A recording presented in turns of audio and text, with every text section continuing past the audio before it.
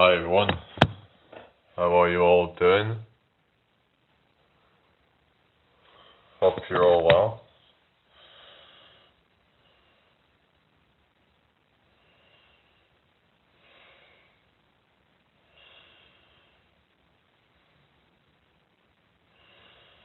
Alright, so, what is up people? Everyone okay?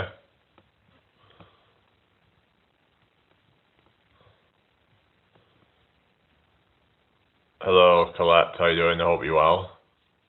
So, someone was like responding to me on a message about the sugarcoating video. Yeah, that's right. Hello Spartan, hello Edited. Hope you're doing well. I'm alright, thank you. How are you? Yeah, you're doing good, that's good to hear. So about sugarcoating things. So just looking at the definition for sugarcoating. So it's make superficially attractive or acceptable. So it's about, to me it's like, basically what I take from that is that, hello Free Art Universe, how you doing? Welcome in, nice to meet you, how you doing? So when you try to, sort of, basically, I kind of see it as like toxic positivity in that like people will just make something that's kind of like not good seem better than what it is, sort of thing. It's kind of like make a bad thing seem like not so bad, or you know what I mean. Oh, thank you. Hello T, how you doing? Good to see you. Hope you're well today. Welcome in everybody. Can I call you sir? Okay, whatever. Go ahead. Whatever you want. Anyway, is everyone okay? Thank you for the likes, Jay. How you doing, Jay? Hope you're well. Yeah, it's good to hear, Sarah. Yeah, so I'm on 2 different platforms right now. Thank you for the likes, Jay. So, yeah, hi, Annie. How you doing? Hope you're well. Good to see you. I don't know. I don't think that would happen, would it? But yeah, so like I said, I don't think people should be sugarcoating things. They should just be real with things and be like, I just don't like fakery. That's the thing. When people are just trying to, I don't know, people want to just kind of just deny things. They want to just deny harsh truths or try to downplay it. That's what happens. I mean, yeah, I used to do bits of drawing and stuff when I was a kid, really. I haven't really been doing it for a while. Hello, INFJ, how you doing? I hope you're well. Topic. I was just talking about how, we shouldn't be sugarcoating and to be realistic. And it's like, yeah, I want to have a positive outlook on things and stuff, but at the same time, we have to also acknowledge the bad in society, and we can't just try to downplay it and try to trivialize things or to make things seem good, make a bad seem good or something, because I just don't really agree with things like that.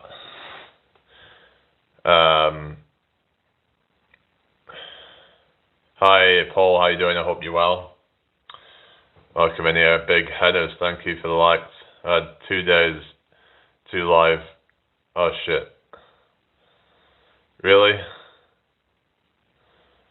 I don't think you're being serious, are you? Hello, Hossein. So, hope you're well today. Hello, Danny. Hang on a sec. Yeah, okay, everybody. Welcome in. Hello, Stephen. Good to see you again. How you doing? But yeah, some people just seem to want to deny harsh truths, it seems, but we're all guilty of that sometimes, but life isn't perfect. It's not meant to be, I don't think. So, yeah. Can you smile? There you go. But thank you for the likes, Nina. It's like when some people think they can just be anything that they want, or you can do anything you put your mind to, and it's like, well, up to a certain point, right? Alright, okay, well I hope you have a good day at work then, Stephen. But up to a certain point, it's like, yeah, we can do great things, right? But we also have to accept that there are certain limitations. Like our bodies have limitations, even our minds have limitations. That's just, it's like, we can't just delude ourselves.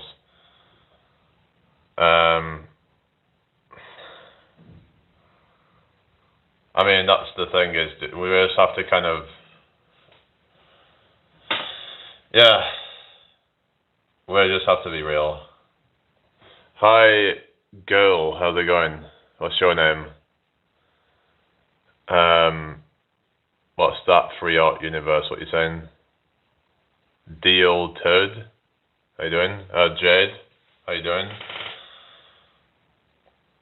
But yeah, it's like I said, I want to believe that people can do whatever they want, but then there are certain limitations, you know?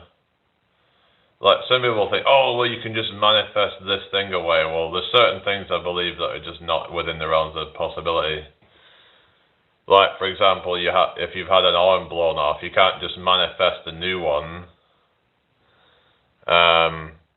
Comment section look interesting. Oh yeah. How's you been anyway? Not seen you for a bit. How's the gym going? You're my future girlfriend, really. I don't know about that. Huh. Oh goodness. Oh no, don't worry any of that. Hello Krish. No, I'm not from Navy SEAL now. I might look like it, but no, I'm not. Anyway. Hello, Shani Michael. How you doing? I hope you're well. So did I tell you, Jade, that I've been demonetized off YouTube? I made a video about that, but one thing I noticed is that that particular video got a lot more views than some of my other ones. So it's just a shame that a lot of them don't watch my regular videos, or they don't watch them very much. But as soon as I make a video about being demonetized, they're watching it straight away. Yeah. I don't know. Yeah, that's good to hear. Yeah, I've heard it about that one, GTM. Oh, goodness. Yeah. So, did you see my new... I've been doing the kneeling jump thing. I've been getting fairly good with that, so... Yeah, that's something I've been practicing. My core has been getting, like, quite sore. There's a thing called DOMS, which stands for Delayed Onset Muscle Soreness, because it's a move that I wasn't used to doing. So it caused my transverse abdominis to become like probably micro tears or something in that. So I hit 5 PRs in one day the other day. Yeah, I've been quite like that lately with just hitting PRs on things. And yeah, thank you, Kuldeen Patel. How are you doing? Hope you're doing well today. If anyone's new here, hit subscribe, hit follow. Yeah, so Jade, you was going on about NATO, but are you not getting confused with something called the ECHR? Because I was actually talking about this with my dad about the whole migration thing, and he was saying it's the ECHR that we'd have to get out of the ECHR to actually deal with the migrants or something. That's what I've heard is actually what's holding it back or something, is the ECHR. I don't know, but what's the Salem? What's that? I don't know. Okay. But I did look at that whole NATO thing, but I couldn't find anything on it. I couldn't find anything that said that they're obliged not to, to like send them back or something. So that's within the NATO, right? I suppose that's kind of like a part of it, but so who's obliged? Like, how can they tell people what to do though? Like, if you look at it, like, let's go on 1951 refugee convention. So like,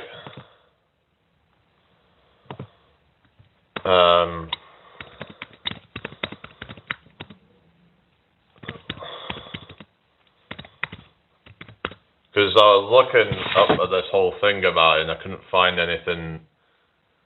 Hang on a sec. It says here about, what's this? The 1951 Refugee Convention establishes a core legal principle known as non-refoulement. I don't know how you pronounce that, but which strictly prohibits member states from returning refouler refugees. Sorry, I didn't mean to invite anyone. To territories where their life or freedom would be threatened due to religion, nationality, membership of a particular social group or political opinion. Well, but the thing is, how are you supposed to prove such a thing? Like, the question is, why are they mostly military-age men that are coming in? If they're really fleeing persecution, then why are they not with their families then? That's where the asylum process comes in. So why are they being kept here? As in, like,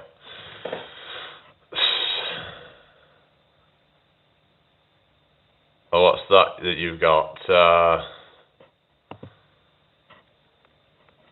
So basically, like,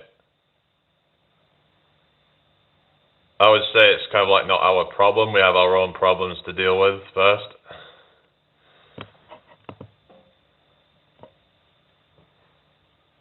It's because they're most likely to survive the journey after their granted asylum for families can travel through safer channels to be with them. Yeah. Okay. I still think that we shouldn't be like prioritizing them over like homeless people. We've literally got people here that need housing, but yet they're going to, choose to put them up in our, country.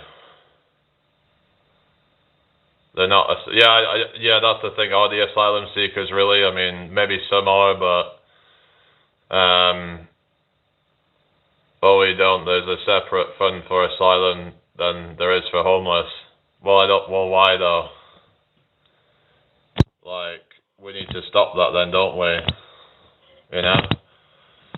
Because then maybe we can actually put them up in houses. Hello, Julianne. How you doing?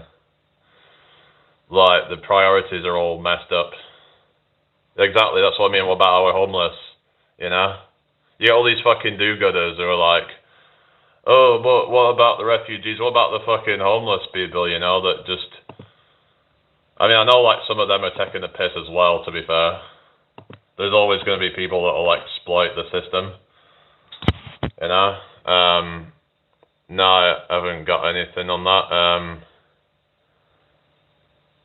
There are a rebuttal to all these claims. Oh, really? So, like, what? I mean, is it not just like possible to just kind of say like, oh, well, they've got a separate fund for that. Well, why? Why don't we just kind of then we need to leave the fucking thing that can actually,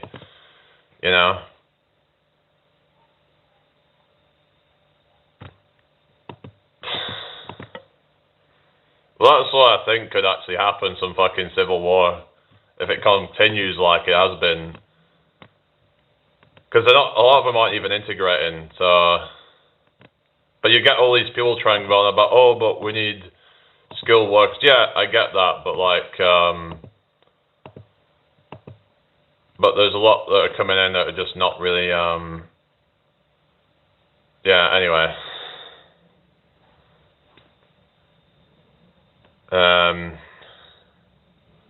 I'll just get rid of this person.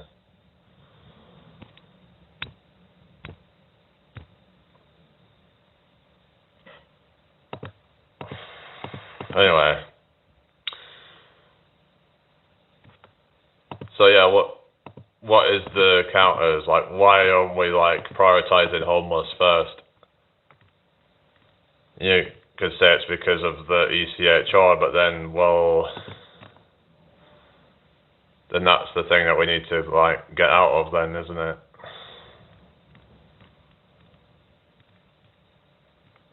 So if they can like put all this, there's literally billions being put to asylum seekers. Go look it up. Billions is being spent on it. And yet they can't even do anything with the homeless people. I mean,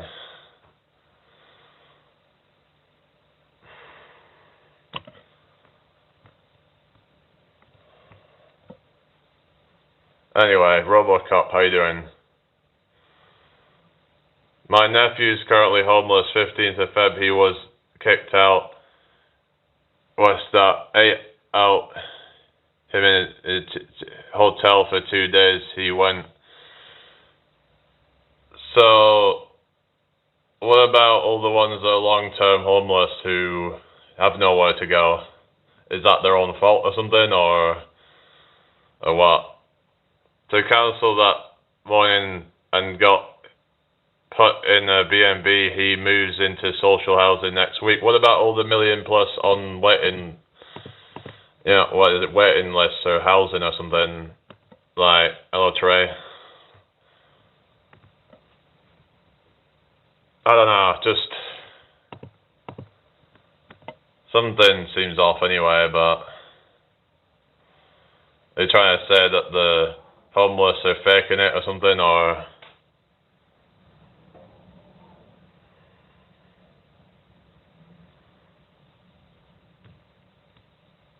refusing help. Well, yeah, I don't know. Well, then something needs to be done about that, then, doesn't it?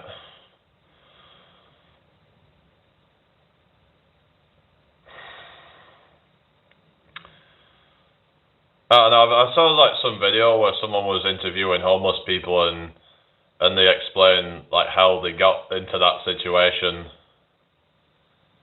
and not everyone is like their own fault necessarily. So, but anyway, what's this? I used to be into drugs, not an addict. I was just a teen, and me and my ex befriended a homeless guy and his homeless friends, and we used to go drink with them in a car park. Oh, really? Hello, Ayush. How you doing? It's such a stereotype, but a lot of them are there because they don't want the help. I suppose there is that. Maybe there should be a thing where then, if they don't get help, then they have to kind of be either locked up or something has to happen because otherwise then it's just not right. Hello, Lance Ditzler. I think the entire circle was massively mentally ill in different ways. Yeah. Why, if they haven't done anything illegal? Because if they're begging on the streets, then that's, it's kind of harassment and it's just not nice. And there is some that I do think are just kind of, I've got to be careful what I say, but yeah. Like, I go past people and it's like, it's just rough people, just brings the whole vibe down.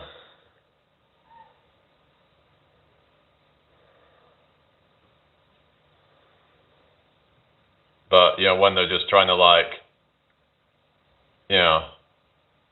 make people feel uncomfortable begging, it kind of just guilt trips people, doesn't it, That's what they do, right? They're just trying to guilt trip people out of them. Yeah. Homeless soon, but even she refuses any kind of help because to her she thinks everyone is against her. Yeah. But regardless of homeless situation, there's other issues that, let's say, you could argue it's more like the working class people. There's people who are, living on the breadline. So in fact, some people you could argue some people that are working are actually worse off than some of these homeless people. Like people going to food banks and stuff like that. There is that. Now you could argue that they're just not very responsible with their money or whatever, but I just think that we have to have the right priorities with things. And anyway, because there's a massive budget going to this kind of stuff. People's tax money is just being robbed off them, basically. I don't really agree with all that necessarily, but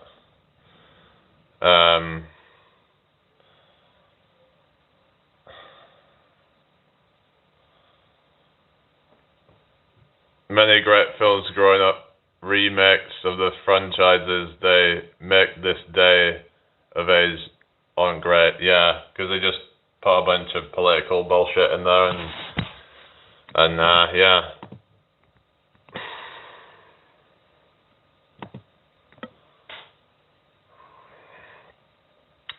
They just put a bunch of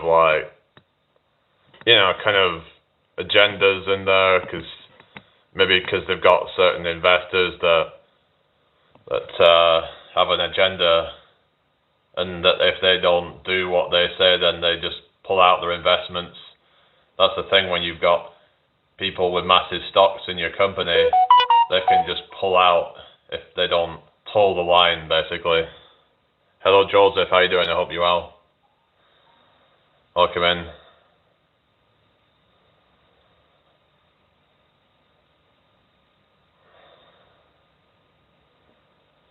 Hello, Chudlin Pong.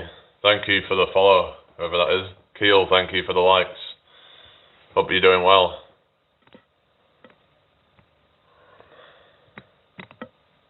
Yeah. Okay, in 2023 to 4, we spend 5.4 billion on asylum seekers. That's 0.4% of the 1,278.6 billion budget. It's yeah, but it's still billions, isn't it? So I don't know. It's just one of the ways. There's other things you could argue in terms of things like welfare and lots of other ways that you could argue that tax money is being misused, but everyone's got their own ideologies on it and how we should be prioritizing things.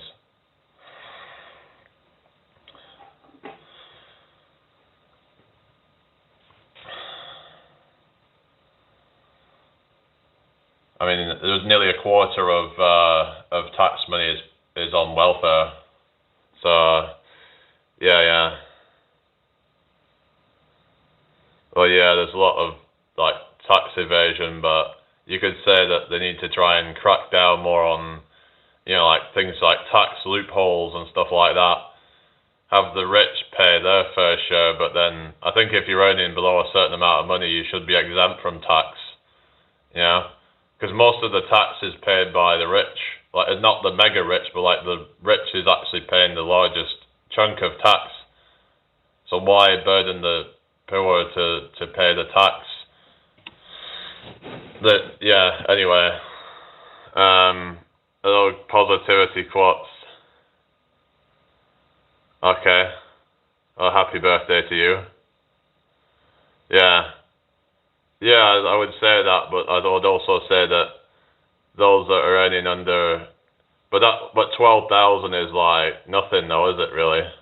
I'm talking about it should be up to about at least 30,000-40,000 before you start paying any tax, I think.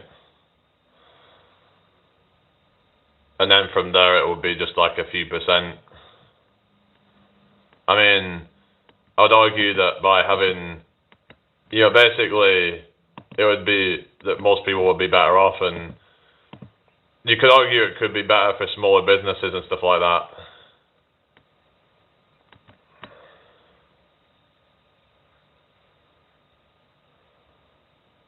So I've just been, thinking about like how, if we actually, hello Richard, how you doing? Yes, it is. If we tax the, like middle class and lower class less, then how would you tax wealthier people? What do you mean? How would you tax wealthier people? Like, what do you mean, how would you tax wealthier people? Like, what do you mean? What would you change? Well, for a start, the tax loopholes, I think that, hello CC, I'm from the UK, where are you from? Like, because there's a lot of loopholes, like 50% above 100k. I think it's more about like these people who are putting money in overseas territories and stuff like that. I mean,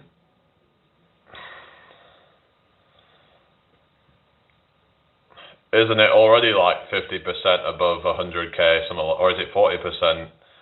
I'm not too sure, but I know it's quite high above 100k, but I'm not going to pretend to be educated in taxes because I'm not, but 50% after 100k would be a start.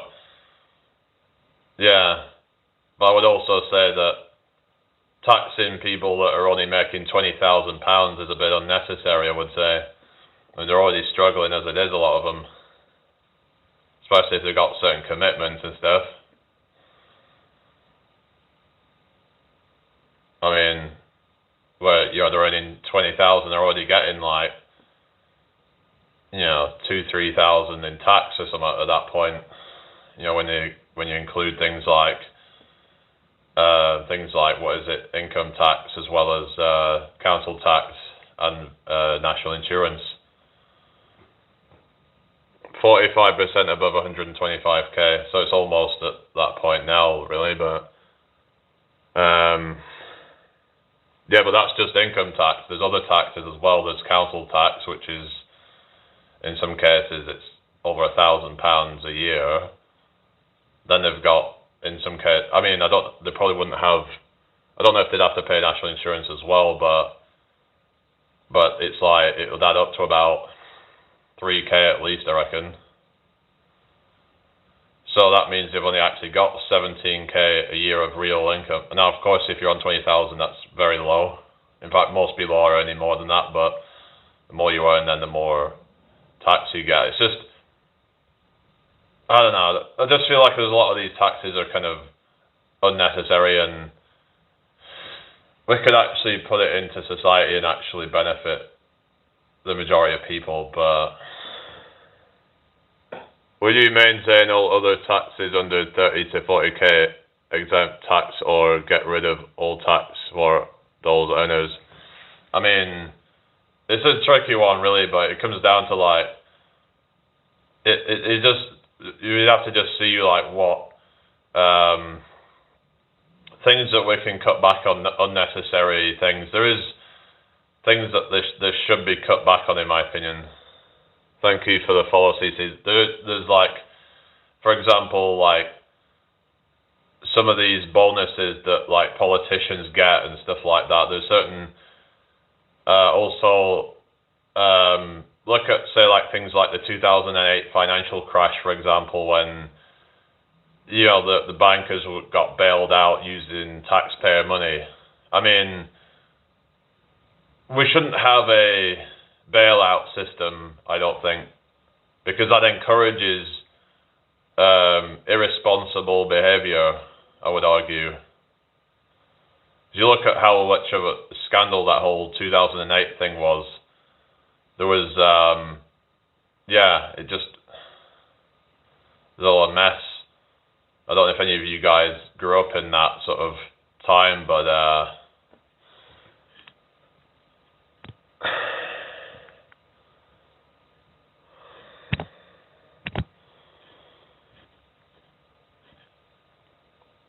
anyway, what's this? If I was Prime Minister, we'd be living in a utopia, honestly. Oh, really? But then again, it's like, would we though? Hello, Craft Gallery, because they say something like, the road to hell is paved with good intention. Or it's good intentions, I mean. Hello, I am a footy fan.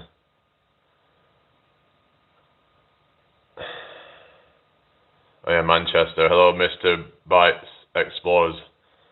However, TBF, everyone has different ideas of utopia. Yeah, well, that's the thing.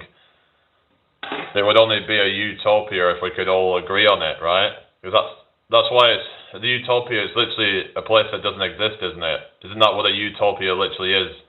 A place that doesn't exist. It's a fantasy. Like, it's like someone's fantasy of a reality, but it's not actually a real thing. It's, yeah, anyway.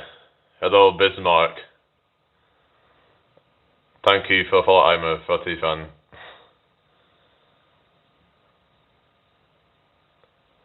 I mean, the thing is that as long as, like, anyone from any religion, as long as they respect other people's religions and stuff.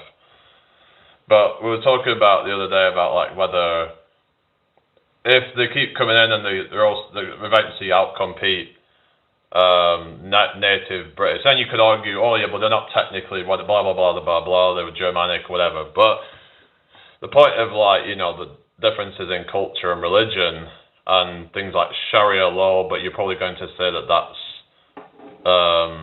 a bunch of fear mongering or something. So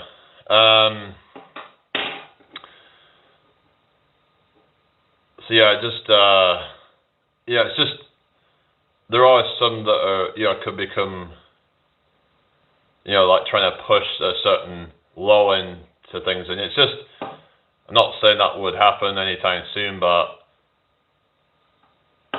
I think people have a right to be concerned.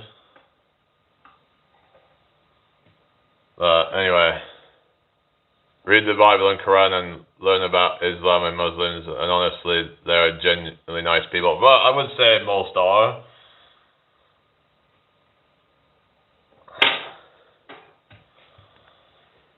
It's just that, like, what if there was to, say, be some kind of, like, Muslim leader, for example, who would then basically overthrow our traditions, or what would happen is if we got to a certain level of it, this is just hypothetical, but let's say if it went to a point where over half the population was Muslim. Now that might take a long time to happen, but let's say it did happen, and most people voted for a politician that was in favor of Sharia law, for example. That is, yeah, that's the concern, but it's fear of the unknown. If everyone educated themselves a little more, it would make the world a better place. I mean,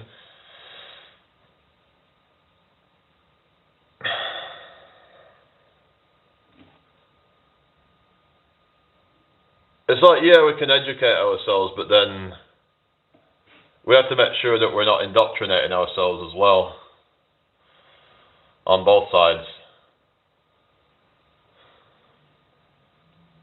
Hello, whoever's just joined, I don't think so. Yeah, I know, Robocop, it's, yeah. Yeah. We have separation from church and state as a legal standing, so it wouldn't happen.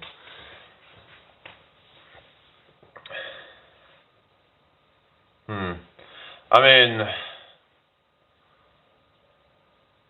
but, like, who's to say, though, that people couldn't overthrow that? You could say it's like a constitutional thing or something, but who's to say that most people then wouldn't be in favour of it, of actually overthrowing that? and actually being in favour of a that sort of thing. But hello, Land Raver, I'm doing fine, thank you. How are you doing? I mean, I think that people have a right to practice what they believe as long as it's not, you know, sort of affecting other people. It's like there's this whole thing about, like, burqas, for example, like, well, let's say, you know, could they, you know, suddenly we start seeing, like, that everywhere or something, and it could be, you know, a bit sort of, I don't know, like people hiding themselves. I don't know, it's just, I just feel like it could be a slippery slope, that's all. I remember there was Jack Straw MP back in Blackburn, and he was against the face covering thing, right? And you know, he didn't like the fact that they were covering their faces up, and then they were all like protesting about it, and so even if they wanted to try and track down on it, then they could try and overpower that, basically. So it would be comfortable to see what you mean. Oh yeah, bike helmets. What about it? Yeah, I get people have their own beliefs, but the trauma can cause. What's that? It would be jarring because it's not our culture, but there are tribes where nudity is the norm. Yeah, but we shouldn't have to be subjected to something that we don't believe in. If we're like, you know, if it should come down to like, what is the people of this country who've been born and raised in this country, what do they want? And this might sound racist, I don't give a fuck, but I think that should be prioritized over people that haven't been born and raised here. That's just my opinion on it all. It's like, well, if someone else coming in from another country with a different tradition, then we shouldn't have to tolerate that. But then that's infringing on people's bodily autonomy. But I'd say, well, it's just one of those things that's kind of tough. You just have to then go back to your own country then, where that is actually like, you can do what you want, but you have to kind of, you know, we shouldn't have to like put up with everybody's traditions. So you literally kind of like talk about, you know, kind of, that you're saying that Sharia law would never happen, but then you're kind of also at the same time saying that we would have to put up with their traditions. Isn't that kind of like almost like the same thing? I mean, I'm not any kind of offended by a woman wearing a burqa protecting her modesty. I mean, it's just that, like, if people don't agree with it, then if the majority of the people who are born here that don't believe in that stuff, that they shouldn't have to, you know, I don't know, it's one of those things, isn't it, that I get what you're saying, but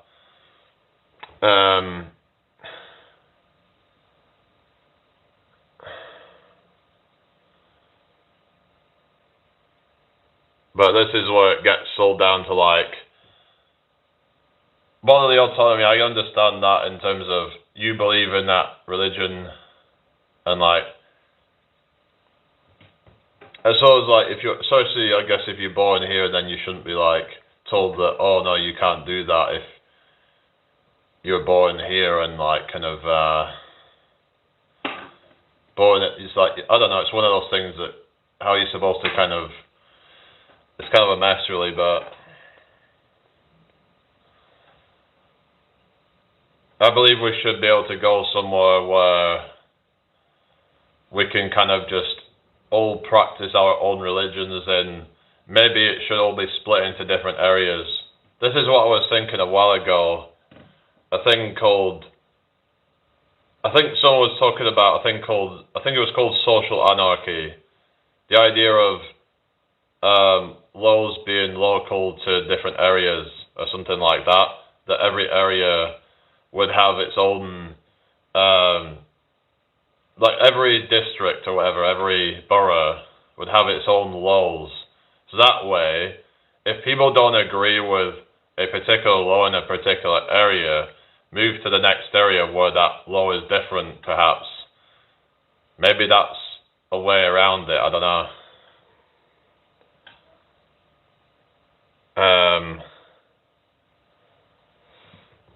Well, maybe we're supposed to be segregated, is what I'm thinking. If people, this is where I'm kind of thinking that, because where I kind of agree with the people saying that the only way to have peace is through segregation in some way. That if we allow people to practice their things in their area, yeah, if no belief is the dominant belief state, then that means that people can have their own beliefs in their own areas and stuff. I don't know, it's just, we have to try and find a way to kind of make everybody happy, basically. That's the idea. Thank you for the share, Moon. So everywhere would be its own kind of, some might call it like a republic or something, where everyone has their own, so everywhere has its own kind of beliefs and stuff, and I don't know, it can get messy, I get that, but it's just about trying to find a way to allow people to stay in this country and sort of be able to practice their religion, while also respecting those that don't want to, that don't want to be kind of, you know, like, be around all that. And that might sound like bigoted or whatever, and so I try to look at both sides of things. That's what I do, is I like to sort of see that, you know, that some people want to practice a certain religion, they shouldn't be forced out because of that. But then at the same time, it's like, we also have like people, like, for example, they might not want to be seen, you know, I don't know, like they might not really agree with the whole burqa thing, because there's the whole thing of, like I said, the whole identity thing, and you know, it can just, I mean, to be able to see someone's face, it kind of, I don't know, when you can't see someone's face, it just feels a bit like someone's hiding something. It's like, they almost like, I mean, it's, yeah. Hello, Nikita, how you doing? I know this can kind of trigger people sometimes, but hello, the Nam's Life. Thank you for the likes. I don't know. It's in a religion and all that, but then it's like, well, if they want to do that, then yeah.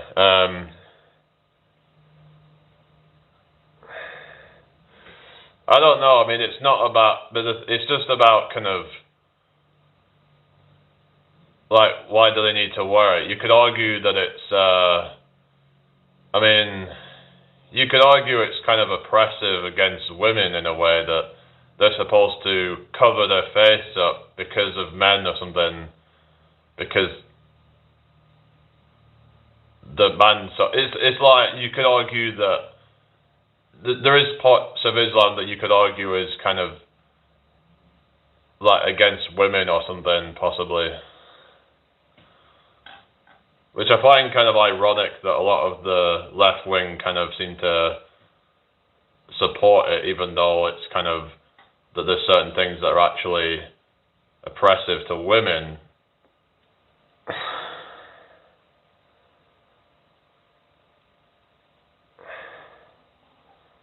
Yeah. when they choose it against women have bodily autonomy these days, it's their decision. I mean, it's one of those things of like,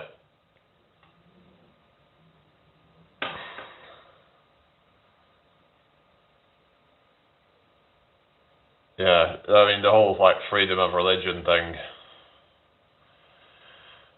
But yeah. Yeah, I just remember there was this whole kind of kick-off about it with Jack Straw and yeah.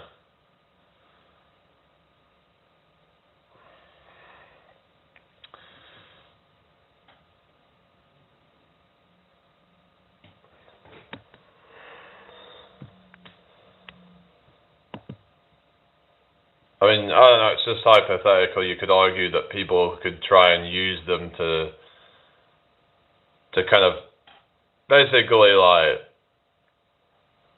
they could go and do certain crimes and then because otherwise you get the people wearing the ski masks, for example, and like and they could just, you know what I mean.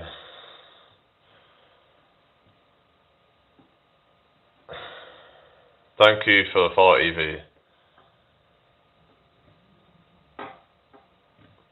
Like if they're wearing a veil or something, and you're like, oh, it's a Muslim, and then they could be like sneakily kind of, I don't know. I mean, pretending to be a Muslim or something. I'm just thinking of some hypothetical scenario that I don't know how often or if it happens, but what I'm saying is, what if they're not actually real Islamic women or something, and they're just kind of, hello, Flaccaron, oh no, how you doing?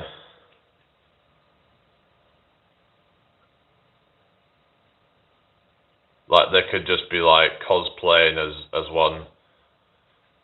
Hello, Merkman, hope you well. Like, they could cosplay as a Muslim, and then just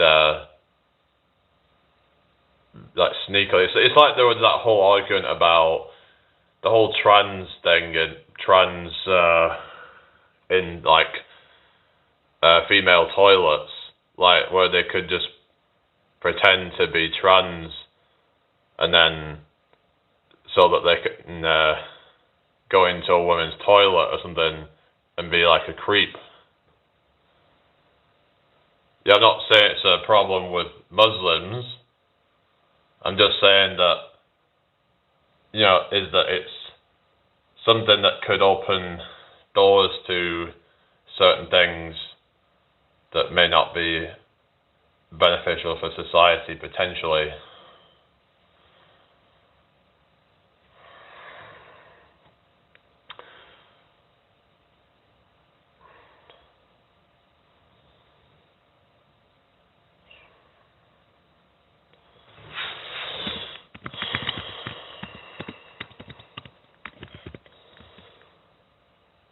I mean, I don't know, like, whether there's, where you could find any stats on it. Stats aren't always 100% reliable anyway, so we can get stats on things, and so this is the thing. So social anarchy is to talk about, what's this? Emphasizes community cooperation, social equity. So,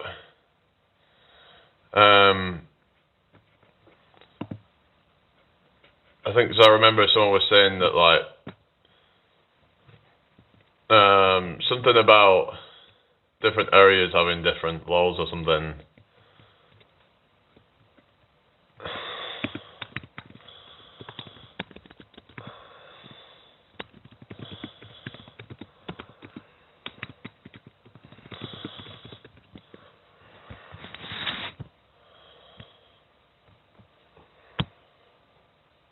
Oh, sorry. Hang on. Did I just... Oh, sorry, I didn't mean to ban that person. Hang on a second. Bear with me. Unhide. Sorry about that. Didn't mean to do that. There's no stats for it. Okay. Okay then.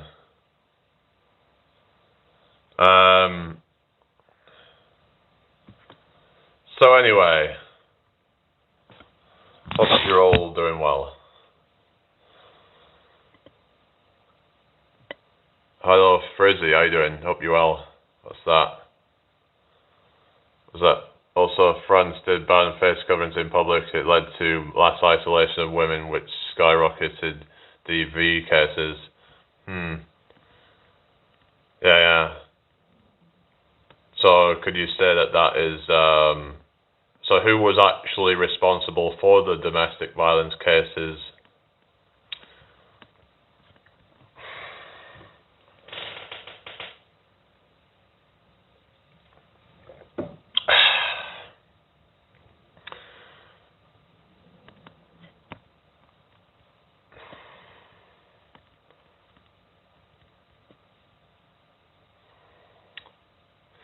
Hello, Altaf. It doesn't say that, but most likely husbands, fathers, etc. And what kind of are they from? I'm just saying, like, I mean, there seems to be a trend of things like that.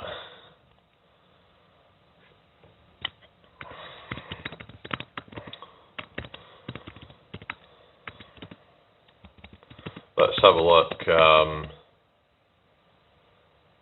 There's also women actually. It happens a lot more than you might think that women can actually be perpetrators of it as well. But a lot of it gets underreported, I believe. So sometimes official stats aren't always reliable. So anyway,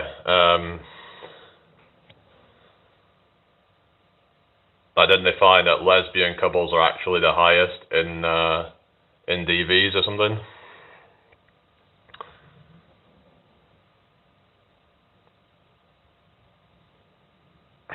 %97 female victims.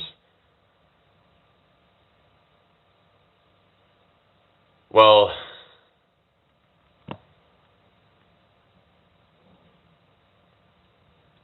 I mean, where are you getting that from? Yeah, that doesn't sound quite right to me, but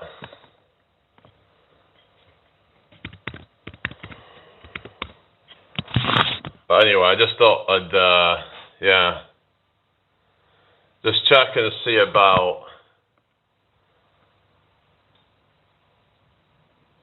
looking at DV rates or something, and to be fair, it doesn't say there's any or much difference between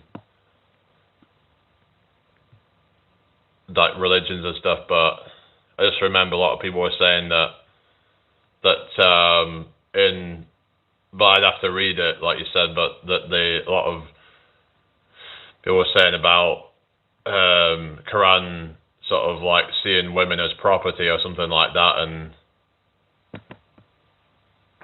but again, does a lot of that get underreported as well? So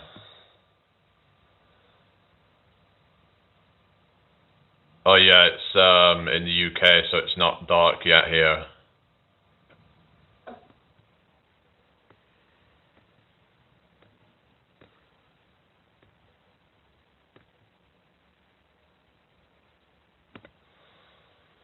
It talks about dependence on spouses can increase vulnerability, so that could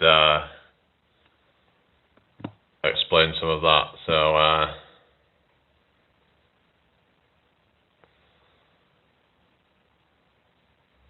yeah, though there is that, isn't there? People fear retaliation and stuff, and we won't really ever get a true reflection of things.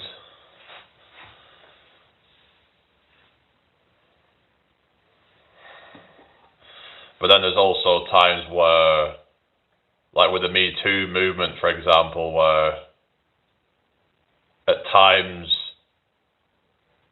it can go too far where men get falsely accused, and I've heard there's been quite a few accounts of that happen where men have had their lives ruined from false allegations. So, I mean, you could say that it's overall a good thing, but like anything, it can go too far, and some people can get hurt from it. Right. Okay. So, well, take care. See you again soon then. But yeah, what you're saying, Hussein.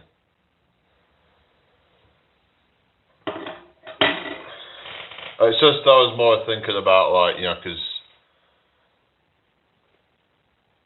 okay, Jade, more about, like, you know, in terms of differences of ethics and morals and things like that. Like, say for example, if everyone has to cater to it, for example, and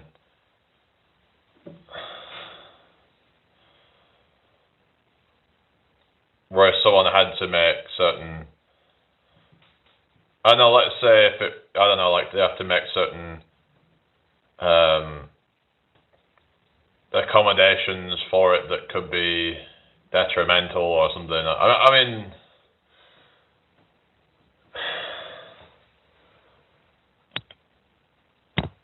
like, I understand the whole thing of freedom of religion and all that, and freedom to be able to practice your religion, but things can also clash.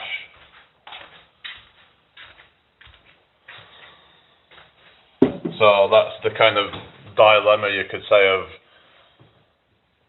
do we side with freedom of religion or the whole thing of the people have the right to not have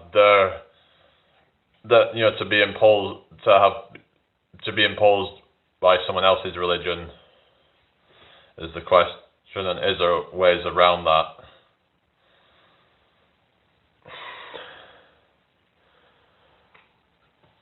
It's just a kind of a tricky situation.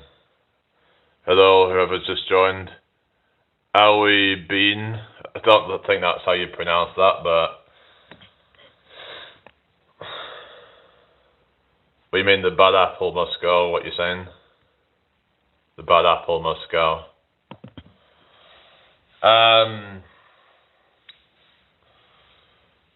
Anyway. Hello, Kim. How are you doing? I hope you're well. I'll come in here.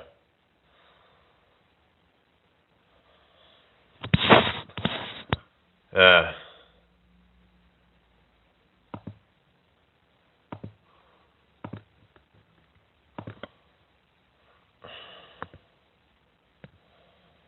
Hello, Irene. How you doing? Hope you're well. Welcome to my live, everybody. Share this out if you can, everyone. So subscribe and follow if you're new here. No, in Sweden at the moment, our government has now made laws to keep Sweden Swedish. Thank you. Thank God. Oh, really? I don't know. It's just they're always going to have debates over this stuff. It's just I've been hearing some stuff about some things that have happened in York, and there's quite a few people being put up in migrant hotels, a migrant hotel in New York, and some crime that has been going on there. I haven't seen anything myself, but I've heard rumors about it. So we do have to keep the streets safe and all that, and it's just that as long as people are not, like I say, people can follow their religion and their culture as long as it's not, you know, harming the people of this country.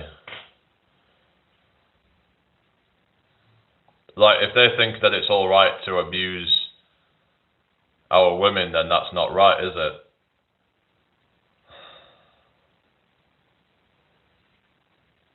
Yeah. Alright, done. No, there's all these different parties coming out. You got the Restore party as well now. Anyway, hello Lollipop. How you doing?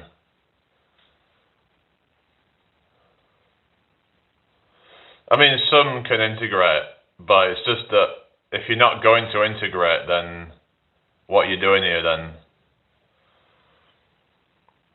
Hello Luna. I'm from the UK. Where are you from? What is your G's up? What do you mean? Hello dear. Thank you for the likes. How you doing? Hope you're well. And what my battery percentage on 20% of my phone, so we're talking about, says Telly. Just in terms of like people who are like worried about people from other countries taking over. I mean, I'm just talking about hypothetical scenarios, and now I don't know what would actually happen, and I don't know. It's just there's a lot of like this thing of fear of the unknown. It's like, for example, a lot of people didn't take I didn't take the injection, for example, because I don't know what could happen. You know, no one knew what would happen because it was brought out very quickly, and but it's like, if we're just gonna keep letting them in constantly to a point where they overtake the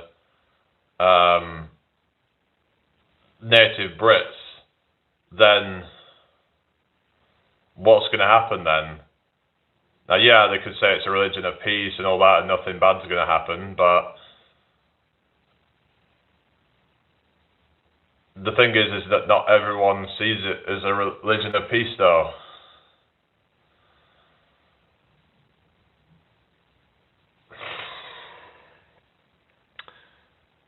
Thank you for following it. What's that? Dan says, what's all lies? Who's lying? What are you talking about? Don't fall for their lies. So what's the lies then?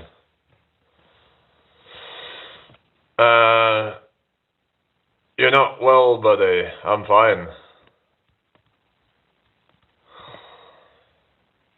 Yeah, saying no peace. I mean, some of them, like, I mean, I know some people from all kinds of religions, and a lot of them are good people, right? It's just when you've got radicals who try to push things, and then, but let's say if you had someone that was quite radical, and then loads of people would start voting for that person, then that the concern is that Sharia law and stuff like that, and they can say that, oh well, it wouldn't end up happening, but how do we know? How do we know what they're capable of?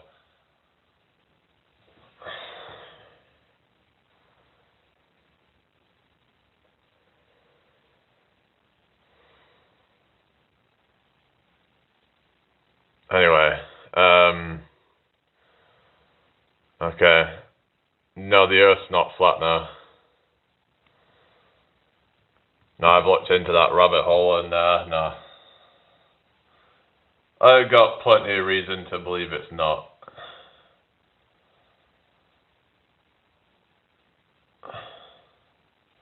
For a start, you wouldn't have things like sunsets and things like that, would you? You wouldn't have things like Coriolis effects and stuff like that. Well, yeah, isn't there like quite a bit of money laundering going on or something? So I saw something about a lot of these like barbershops are being used as a front for money laundering.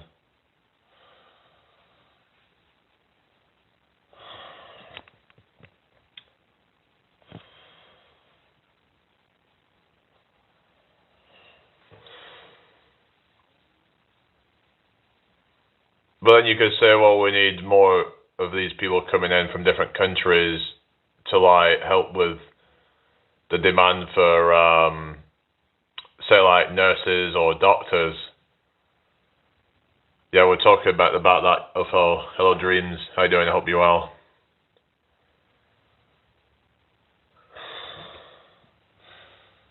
I mean,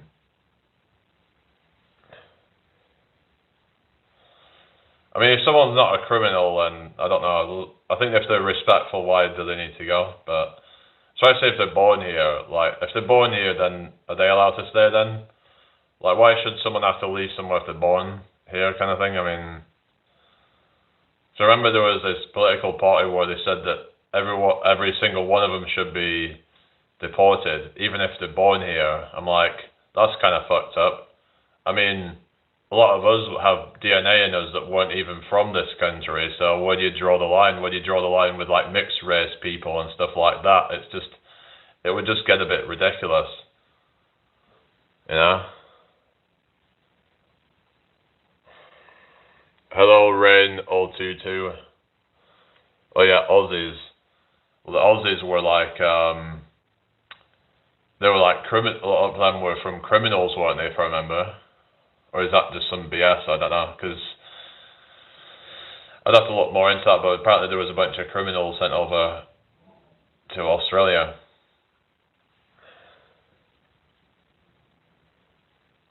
They have the whole game sussed. ID fraud. So we're just talking earlier about like this whole thing of ECHR. Hello, Joe Trades.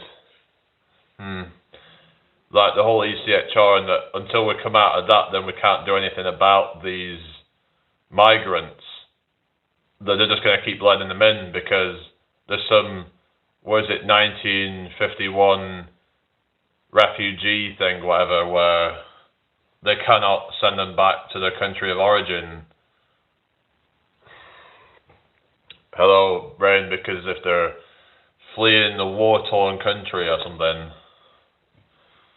I don't know, I just kind of like, I think, yeah, there could be some legitimately fleeing persecution and whatever, but ideal, really. Because the thing is, this country gives a lot of benefits to have these people here, and giving them things like a hotel, an iPhone, food. I've even heard of things about them being given days out even. It's like some of them are literally getting better treatment than some of the hard-working British people. Who's that, Dolmart? What's this? My government has started deported people who aren't even born here because some people who are born and raised here still don't have Swedish citizenship, and if they don't apply for the correct document, then they're out. What do you think about that? Yes, but it's not a human right to live off English tax money. Yeah. I mean, that's the thing, isn't it? But then someone was saying in the chat before that only 0.4% of the budget is being, spent on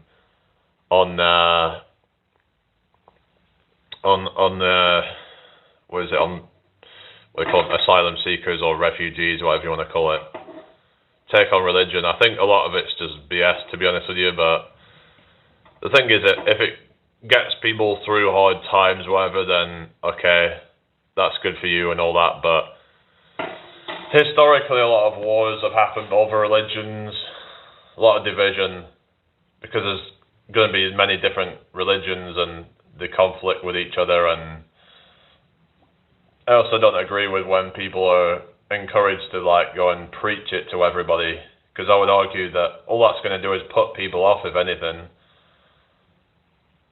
Like, people don't necessarily want to hear someone banging on about friggin' God in the street, really. Like they're just pushing their shit everywhere, and it's like, okay, well, like they think they're doing something good doing that. They think because they think, oh, I'm following my religion. I don't know. It's just, oh, yeah, silver and gold are a massive deficit, monetary reset, rebound, real genuine change. Yeah, I don't know. Like I'm hoping that something good's gonna happen, and maybe finally that people will wake up, and then something good will happen after that. And because you could say in some ways we've had it too good, not too good, but as in we've had things comfortable, and then maybe it takes things getting so bad that people will just kind of think enough's enough. So what's that? CH10EF. Not allowed to preach in their own country is what you mean. What are you about? What are you saying that? What you're talking about? That Muslims are not allowed to preach in their own country or something?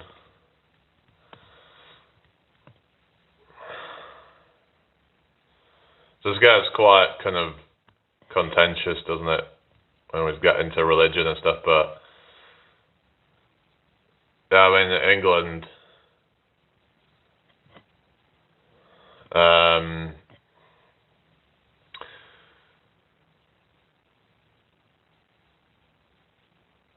Larry talks about tokenization of assets. The world is gonna change. Really?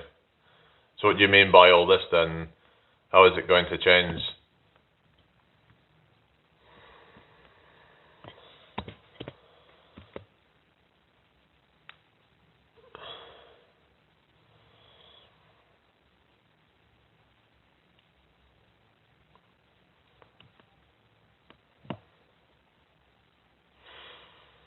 I like to play devil's advocate with things and try and see both sides of an argument, really.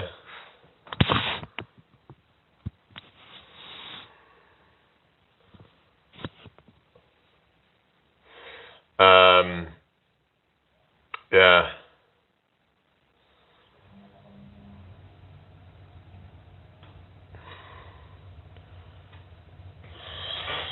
What are your thoughts on like expats? Like people moving to a different country to try and live a better life? Because you could argue that you'd be a hypocrite if you wanted to leave this country, but then you'll complain about other people wanting to come here or something. What are your thoughts on that? But you could say, well, if you're willing to like respect other people's religions and stuff. Hello, Pedro. How you doing? Have you noticed that the monetization's gone now? So yeah, I don't know, guys. It's but if anyone wants to support my channel, go check out my last video. My last videos have PayPal donation links. So if you want to do that directly, and I can shout people out if you want to get some recognition for that. I apologize if I was being a bit kind of cynical about, people only becoming, supporters for their own selfish kind of reasons or whatever, but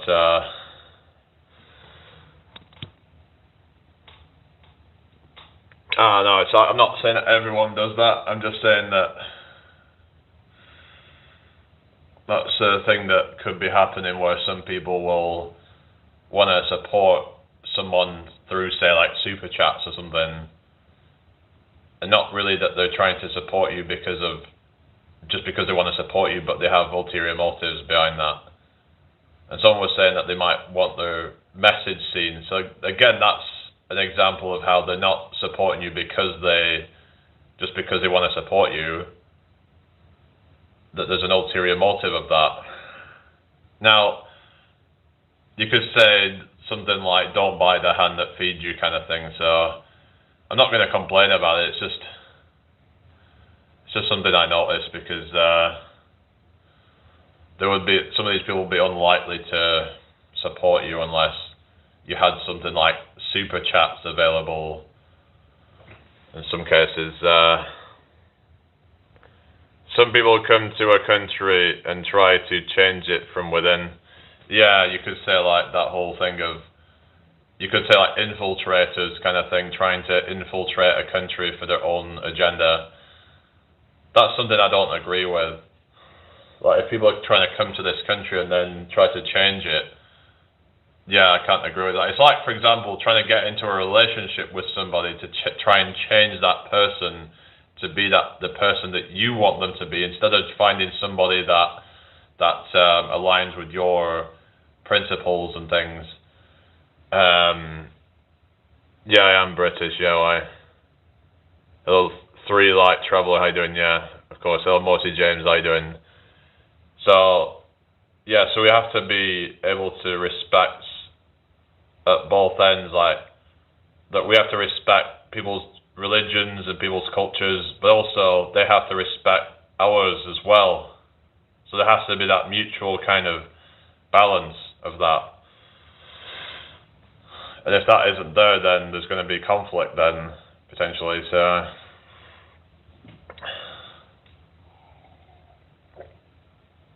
you get like the left wing, which is about tolerance, it's about all that, but then it's like, you could say that it can go too far when you start to tolerate things like what, it's like, for example, there's this whole LGBTQ whatever thing, letters that they keep adding, and then it can become a slippery slope where they start including things like maps.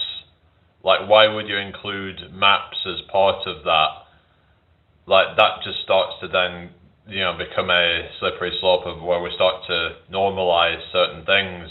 It's kind of like normalizing of unhealthy behaviors and things like that.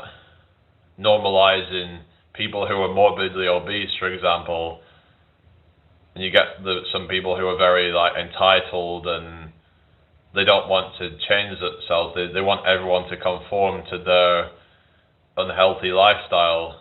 Like, for example, they're like complaining because they have to pay for 2 seats on a plane. Well, it's like, well, they say, oh, well, we should either make the seats bigger, or they have to like give them a free second seat. But then to do that, then they would have to either have less profit, or they would have to put everyone else's ticket up slightly to accommodate for them, which either way you could say is not really fair. Someone's going to get screwed over by that. So it's one of those things, isn't it, that if you want to, yeah, be able to fit on one seat, you need to lose the weight, sort of thing. If you're at that point where you're 600 pounds or something, maybe not quite that much, but you know what I mean, 400 or 500 pounds, or you know, you're getting to a point where you're like 30, 40 stone, right? Then I think there's a problem there. I don't think anyone's designed to be that big. I don't care what you're saying about all this health at every size crap. I mean, at that point, something ain't right. Thank you for the follow now, Luong. Hello, Hannah. When people saying that, oh, that's all, or we should just embrace all bodies, but then it's like, it's not about the body, it's about the promotion of unhealthy lifestyles and things like that. It can be quite a strain on the health service, for example, and why should everyone else have to bail them out, kind of thing. Like, society is expected to bail these people out because they're going to be putting more cost on the system, and they expect other people to foot the bill for that. So, yeah, anyway. John says, respect the country you live in, or live in the country you respect. Yeah, pretty much. I'm left-leaning, and I think if newcomers have something good to bring for the country, newcomers have something good to bring to the country table, then so be it. Well, yeah, I mean, there is that. I mean, I don't see anything wrong with new people coming in if they have something good, but yeah, hello, Cowan. The only thing is that we need to try and put priorities into, like, now, I don't think we necessarily should be building tons of new homes, really. I think that might be the wrong strategy of dealing with things, but something needs to be done with like a lot of these vacant properties and stuff like that. That they could probably do something with that. Maybe they could put more energy into doing that, and then kind of like if we're gonna have these people come here, then they should be putting some kind of, even if it's just a temporary place for them to live. If they could actually just renovate some of these vacant homes or something. Look at how many abandoned homes there are in the UK. I mean, I definitely think it could at least help anyway, for the time being anyway, until a better solution. We could also talk about things like modular homes and stuff like that, and that we could have that kind of stuff. Hello, Haley, how you doing? I hope you're well. Welcome in here.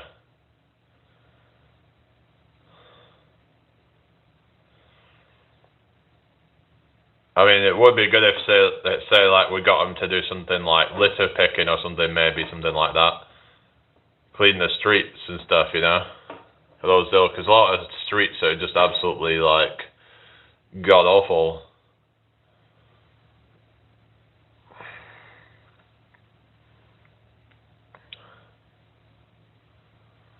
A lot of land is also held by developers in order to artificially increase the value, making house prices higher. Yeah, exactly. It's that things like zoning laws are restricting. There's a lot of problems going on with. I don't really agree with all this like Airbnb shit. I don't think that is. Like maybe up to a certain point, but it's like when you start just hoarding properties, like holiday lets, then at that point it just starts getting a bit kind of greed. I think there is one exception I could think of that, maybe like, because I was thinking of an idea, buy some land and get like some caravans on it or something, or just have maybe I would live on the land and then I would just have, say, some people come camp on it, and that would be like a kind of holiday rental type of situation. But I'm not like depriving somebody of housing for doing that. Like if you're, buying up a bunch of rental properties and then doing some kind of holiday lets, then those are places that could have been used for long-term accommodation, which just ends up hiking the prices up on. This has happened, right, where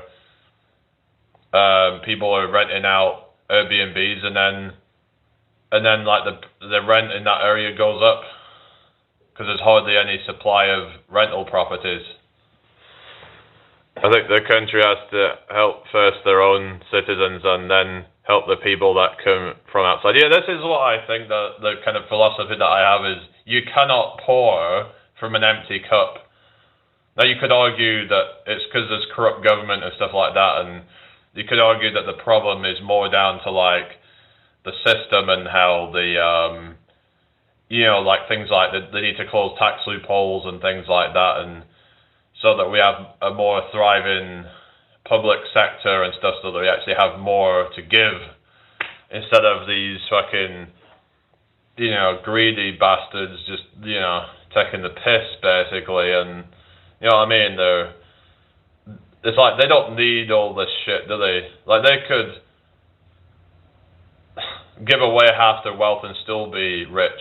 That's what I mean. Like nobody needs to have 20 bedrooms, do they? I might make that as my next video actually. Yeah, but no one needs to have all this space in their house. Oh, Flower Power, how you doing? Yeah. I mean, that's where it becomes extreme. I mean, yeah, capitalism. It's like the way I see it is that there is a form of capitalism that could be more viable, which would be kind of where basically like workers get like a fair share, like they actually get paid a percentage of profits rather than just being paid a fraction of what they're actually supposed to be. But got you, yeah. So, hello, ever experience anyway. How you doing? Raxa says exactly, yeah. So what I would say is that we should have there should be paid more, I think. But then they'll argue that now this is kind of like a devil's advocate thought on this. Basically, that if we did start doing that, we started paying workers what they're actually worth, you could argue that there would be less for investors then. So would investors be less incentivized to put money into it? Because a lot of the money that they get for, investing in the company is coming from investors in a lot of cases. Now, that's more on big businesses though. Now, smaller businesses or to medium businesses, they're not really on the stock market as far as I'm aware. So, so they're not getting a bunch of investors and stuff. Like they might have an angel investor at times, but they don't usually have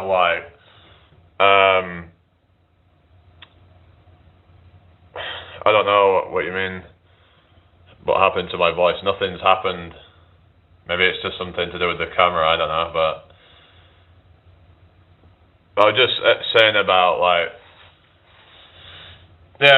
a lot of these big companies that, where you could say, oh, well, what if less people want to invest in them or something? Well, tough, Tough if say BlackRock doesn't want to invest because they're not getting it, or whatever company wants to invest in such a company because their yields aren't high enough or some shit, because there's less profit in the company because a lot of it's being given to, well, actually, hang on, I mean, well, it's the revenue, not the profit. So I mean, it's a bit confusing really, but because profits is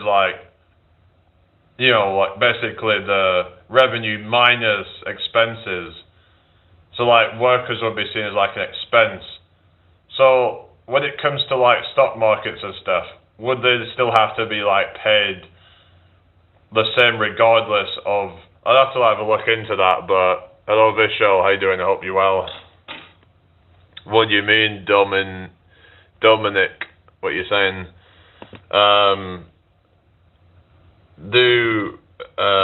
Let me have a look.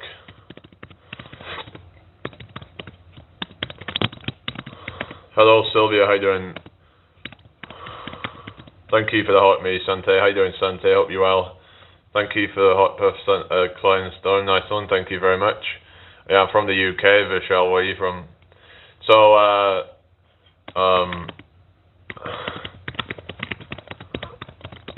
so let's have a look at this. Because I was looking at why is it that they don't pay workers based on profits or something. So it says here about there's significant. Hang on, significant. Let me just read this a second, but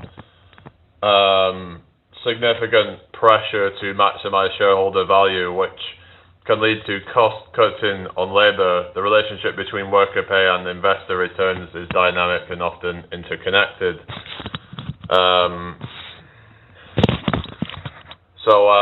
Yeah. Oh shit. There we go. I just zoomed myself in then. If workers design equity in the business, they couldn't be liable for finances. What do you mean? Well, I kind of see I don't believe that an employee should be paid the same as say the boss, for example. I'm doing fine, thank you, Payfy or Palfy. How you doing? Hello, Cold. How you doing? Because if you started a company, I think you should probably be the owner of that company, and you should be the one to, you should have the majority share in that.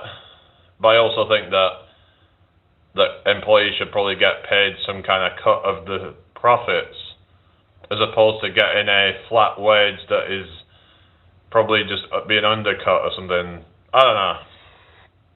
Investors will be disincentivized as they take on all the financial risk. Yeah, but I was thinking about the idea of workers having, like, I was actually thinking about this the other day, about every worker, maybe a workers should be like put a certain amount of investment into the company to get returns or something like that, so they would all become investors in the company. They would all have a stake, which would, depending on how much of the money they decided to invest into it or something. I suppose there is already things like that, like pensions and things like that, but like pension funds, which sometimes it goes into like a stock market or something. That's a good idea, yeah. So like,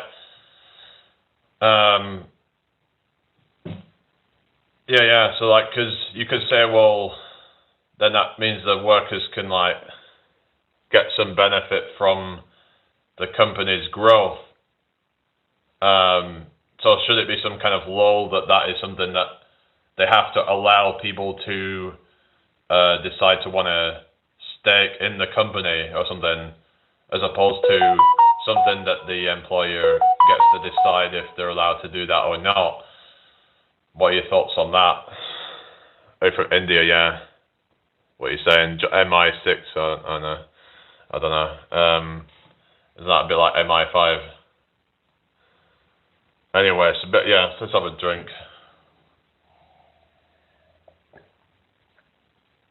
So let's say if they put in like 10% of their wages or whatever, so they put in, say, £3,000 a year into, so that'd be about what, £250 a month or something, into the company, then they might get a few percent return on that, however much profit it makes, depending on how big of a stake they've put into the company.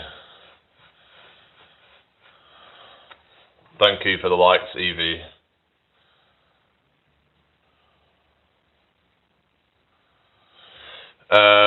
Makes sense to do that. We do it with pensions like you just mentioned, but some may not make it to draw a pension.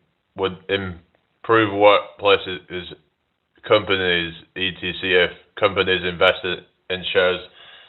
Yeah, because with pensions, they're not allowed to draw it until they come out, right? Isn't it something like that? Am I right? Husband material. Oh, really? So, good way to control the quality of the service. Yeah, if you're thinking like pragmatically and like that it might increase the work output, you could argue, because if people are incentivized to work harder, then all people in the company would benefit if they work harder, rather than some people slack off and still benefit from the same wages as someone who works their ass off.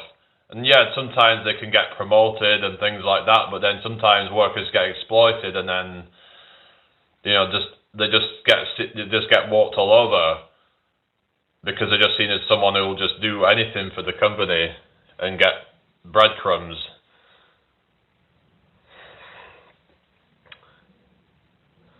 Yeah, it's a nice compliment. Someone on TikTok, I think it was.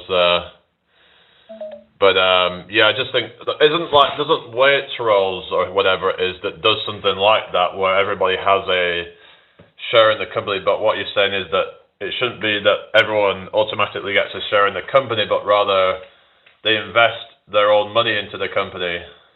Because you could say, well, if you're not investing your money into the company, then you're not actually, you have no right to, kind of decide on things because you don't have a stake in it.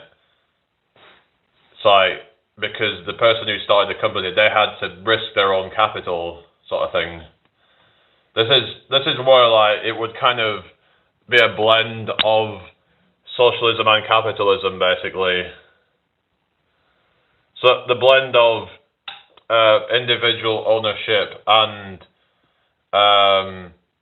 and workforce ownership, basically, is that we still acknowledge there's hierarchies, but we also acknowledge that workers should be able to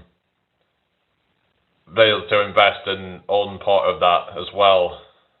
So it's kind of like, yeah. I believe it would be a more positive move myself could tell me this. Yeah, that's the thing. It's about being pragmatic and looking at solutions that improve like incentives, whilst it's a balancing act of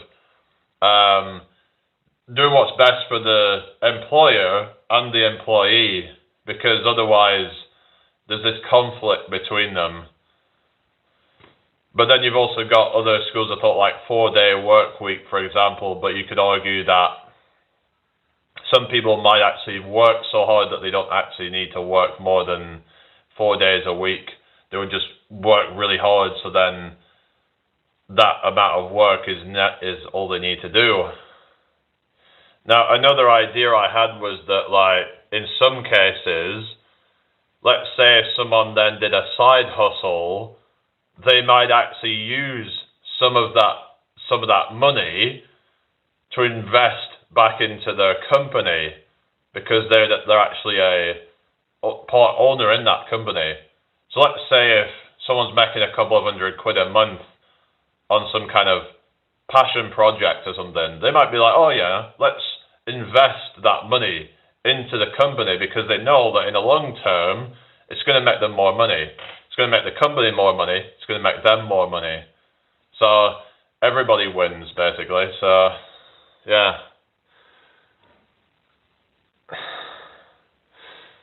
Yeah, you're talking crony capitalism, but it's about trying to find the middle ground, I think, because I understand different points of view with, like I said, if you're someone that's going to start up a company, then you took on responsibility to do that. But I also see the point of, like, workers' rights as well. So it's like trying to balance those two things. Would make workplaces and staff more productive, yeah. And I don't know, it's just, yeah, you could say there'd be less of a toxic environment as well, in terms of people feeling like there's this kind of, that they're being undercut, and the toxic energy between bosses and employees and stuff like that, like hostility and all that. So, yeah. Though I couldn't afford help, what you mean? Massive risk, massive rewarding. Well, that's the thing. It's just, what's that? I own a business. I make bread cost 25k to start up. I start at 3 and get home at like 4. I mean, that's a long day, that. But there's also like a kind of point where, like, you've got someone like Amazon, for example, who isn't that maybe taking the piss a little bit at that point, where,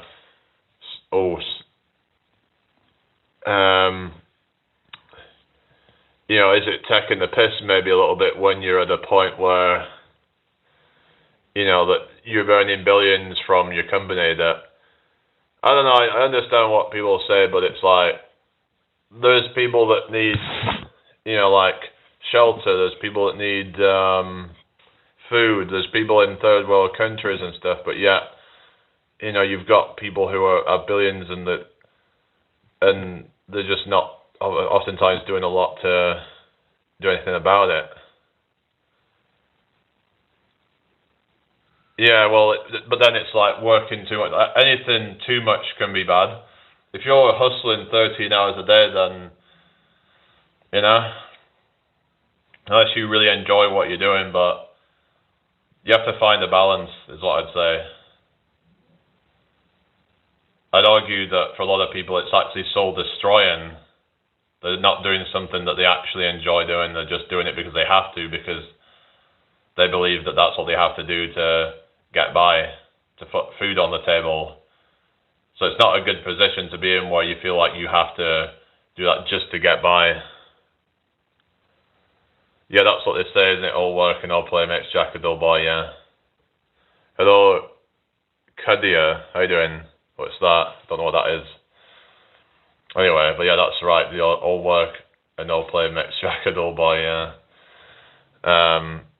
Let's punish successful people, says Stinson. I mean, but well, what about Nepo babies, for example? When people are, you know, they are successful off of other people because they know certain people. Like some successful people, they're not there purely off their own hard work. There's people who've worked harder and they're not even at a fraction of the level of success. But yet we've got some people that just were born into wealth and all that. That's where I don't agree with it.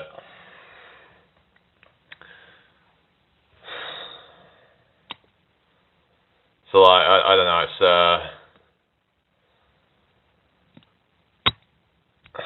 yeah.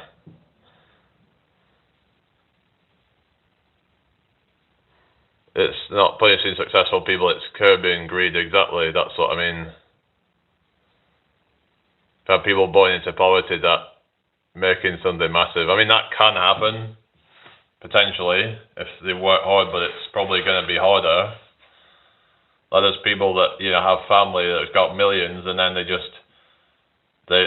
get rich and famous off that, and it's like, well, should we really,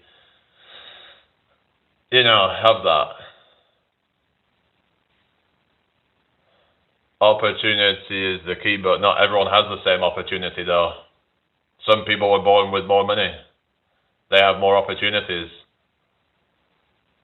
So is there ever going to be such a thing as equal opportunity? Because the person who's born with less has more of an uphill battle to climb than someone who was given given a loan from their parents for £1 million.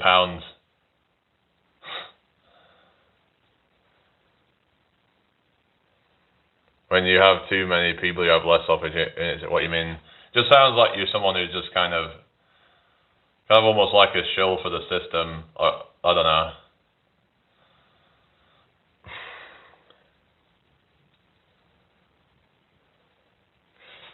Yeah, well, I know like you could argue that people are on the easy road, that they're fuck the system, but you literally just said about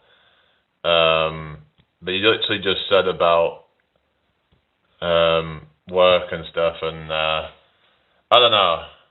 But now you're just saying about the system or something. You make 100k a year tax free, so do you not think that maybe you should? I don't know, like at that point. But you could argue about F the government then. Oh yeah, well, hello Malachi. I think the government shouldn't be taxing people who are like earning under a certain amount of money, like say 40,000-50,000 pounds, let's say, because like they don't really have that much to tax in the first place. So why are we taking what? It's like it's just. You could argue that it actually slows down like upward mobility and stuff like that. 20k tax threshold at least. Well, it's like 12,500 now, isn't it? Before you start paying any tax at all. But then you've got things like other taxes that you have to pay as well. So I don't know. I think that I've heard that they've frozen tax thresholds or something until, is it 2030 or whatever it is, which is basically like a stealth tax increase. It's just really corrupt and just sneaky. So what they're saying is, we're not increasing tax, but what they've done is they're increasing they're freezing the tax thresholds, the tax band thresholds, whatever they call it, and which is actually going to increase taxes because we're inevitably going to have inflation, which is going to push people up into those higher bands, inevitably making them pay more tax. It's just a bunch of gaslighting, and yeah. Because they have minimum wage, so everyone pays the bare minimum, right? You ever take a risk? I mean, probably, I've taken risks of things before, but to be fair, I don't probably take as much risk as I should do. It's just, sometimes bad things happen and it can put you off at certain things. But then at certain times I can be like quite reckless, and it's just, where I'm taking risks in things I shouldn't be doing. Like I might say things without really thinking about the consequences of it, for example. It's like, should I say that? What's going to be the reaction of that? So sometimes I'm taking a risk that I don't even realize at the time it's risky, if you know what I mean. So I'm not thinking about the consequences of it. But then some say that, like, in some cases, like, smart people end up being stuck because they won't take risks. Like, they won't take a lot of risks because they are worried that what could happen if it goes wrong and all that, and they overanalyze things. Oh, this and this could go wrong. Overthinking things. Whereas the idiots, oftentimes, they're the ones that get successful. So some call it like the curse of the intelligent, because they think that all this stuff could happen, but it's all hypothetical scenarios that have a small chance of happening, but all that overthinking can stop them. I'm doing all right, thank you, Ken.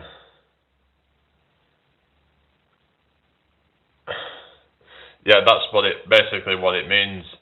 It's kind of like putting your money in a bank, basically, but it being forced off you. Government can borrow money and whatever, and using your money as a collateral and be like, oops, we fucked up, but that's your problem, kind of thing. It's a joke. But I think that we should have a say in what our money is spent on. If we're going to have tax, then the people need to have a say. Otherwise, then that's extortion, it's theft, if you will. As they say, taxation without representation is theft. Someone saying that not taxation itself, but taxation without representation. Like 30 years, what's 30 years? What are you talking about? Anyway,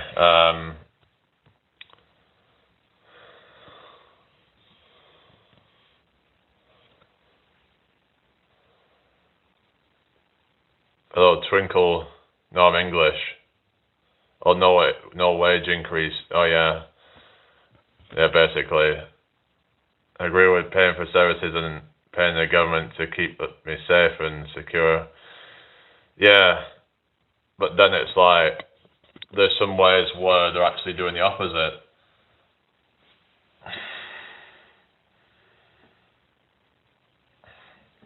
Like, for example, they'll say that all this Online Safety Act is to keep people safe, but then you could argue that in some ways it's actually compromising people's privacy, which is actually a danger. Also, it could be used to censor people as well. So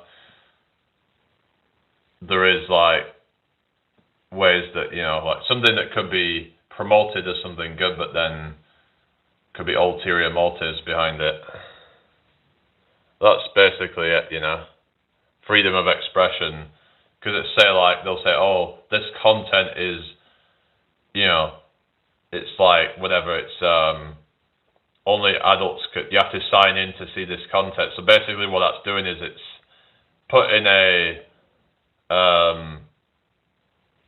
like not a block, but like some kind of, it's just making it the barrier to entry. I mean,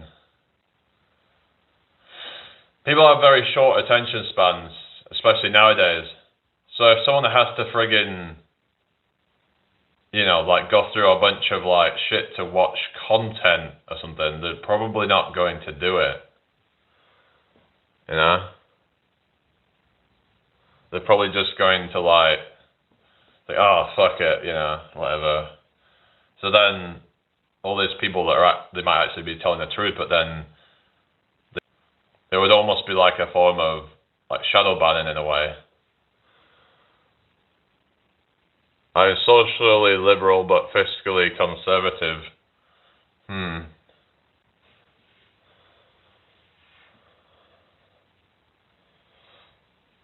I'd argue that I'm probably becoming more, in some ways, the other way around.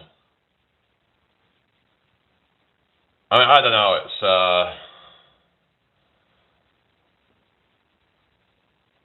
I can kind of like see some points from that. But fiscally, I kind of like see that there's a lot of problems with the system as it currently is. What's frightening. And anyone that can't see it is probably just someone that benefits from the system. So I was actually thinking of making a video about this topic of like privileged people have no reason to complain about the system, basically. You know? It's kind of like there's people in their ivory towers and stuff who oh yeah, there's nothing wrong with the system, it's all great, you know? Prosperity and all that, but then that's their experience of it though. But that's not the experience of most people. Now you could argue that, oh well, they're just not trying hard enough, but it's like the system actually kind of, I'd say it's quite oppressive and keeps people down. I don't think it's fair. I don't think people are being fairly compensated. Like there's people literally giving up their life. Like if you actually take the amount of time that they're spending at these jobs, when you minus the amount of time that they're sleeping, you minus the time of commute, everything, they're literally, most of their life is at work. And they can't expect like a good standard of living for that. But I don't think that it should have to be that way. I think that there needs to be more initiatives to try and have more things like community orchards and things like that. Also, more like kind of cheap housing. That means that people can get by on less. Instead of having everything behind a massive paywall, that your whole life is behind a paywall. Your home, all your food, it's like the food grows out the ground and it grows on trees. So why don't we have more of that? Why isn't every other tree a fruit tree? So if people want to talk about like food shortages and whatever, then we need to look at more long-term solutions on that, and because food should just be something there for everybody.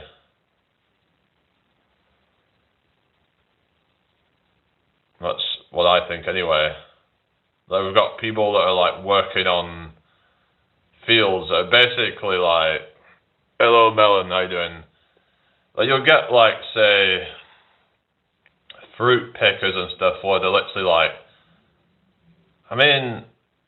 they're practically like, they're actually, if I remember, they just get like paid to like stay in some kind of place, and then and they get free food or whatever, but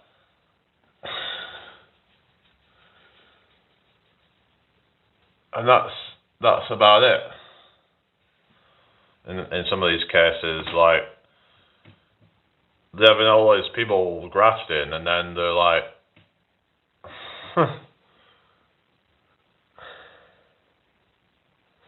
yeah, but that's not exactly easy to do, is it? Especially nowadays.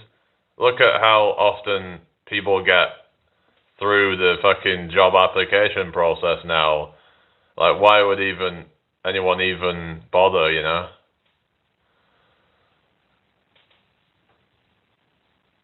Exactly. Not everyone has better job opportunities.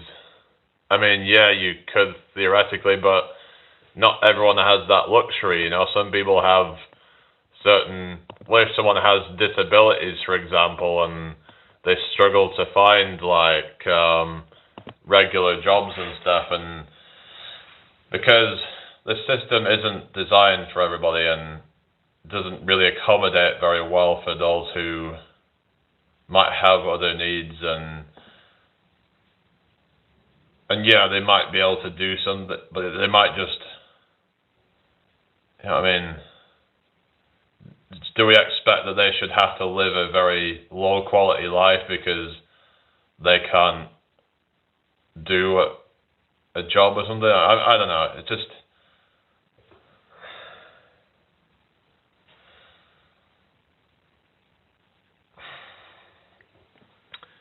most people are willing to work. The opportunity to do so is a separate issue. Yeah.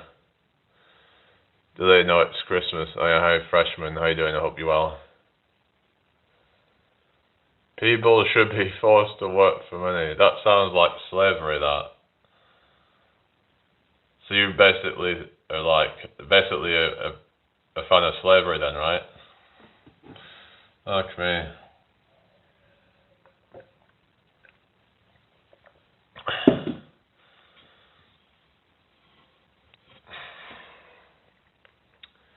Okay, Pete. Yeah. Plus they have a word that's servitude. Yeah. Basically like slavery. Being forced to work for money. So, like, say someone gets a job and they don't like it, and they might not be able to necessarily just quit and start something new right away. Sometimes people feel like the need to just, what if they're trying to apply for different things and then, I mean, there is certain things, don't get me wrong, there are ways of work at different jobs online and stuff like that, but it comes down to like different people's needs and stuff and different people's skill level. And yeah, you could argue, oh, what, just study for something else. But then what if you don't have time for that? People are expected to work a job and then study for something else because, oh well, you have to then, if you want to try and do something else now, then you have to then take all that time out, the rest of the time you have out your day, and then it's like you've nothing left probably after that. You can't change that shit. Don't vote to change shit for others. Vote for things that make you and your yeah, true. Well, let's say it. What is it? Hello, Loz, how you doing? What is it? What do they say? What is it? Charity starts at home. That's what they're saying. Charity starts at home. As in, if you want to make changes happen, it comes down to you and the people around you. I'm alright, thank you, Fiery. Good to see you. How are you doing? Well, you have a Christmas hat on there or something. Not hard to do, really. Maybe not for you. So, how would you go about making 300 a day? So that's like, what is that? 2,000 a week or something. I mean,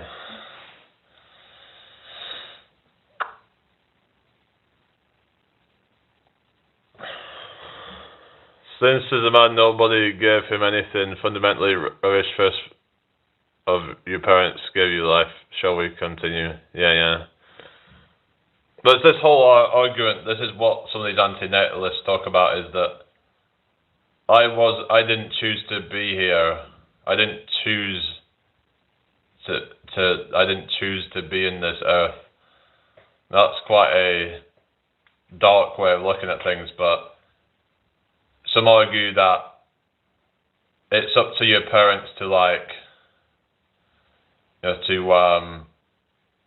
basically as in they are responsible for you being here, so they should be the one that, so for example, if you want to stay with your parents, then you should be able to do that because they were responsible for bringing you here, so therefore they are responsible for you. Like, I didn't choose to be here, they put me here. So like, the least they can do, arguably, is to like let you stay with them if that's what you want to do, so you can live, without paying a lot of rent and stuff. Now, yeah, I do believe that you should pay towards it. You shouldn't just freeload. I don't believe in that. But wouldn't it be better if we could all just try and, clump together?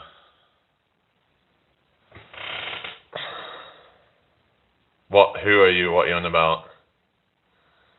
Not in this. So yeah, I wasn't thinking about this really. That's good, so I'm doing better.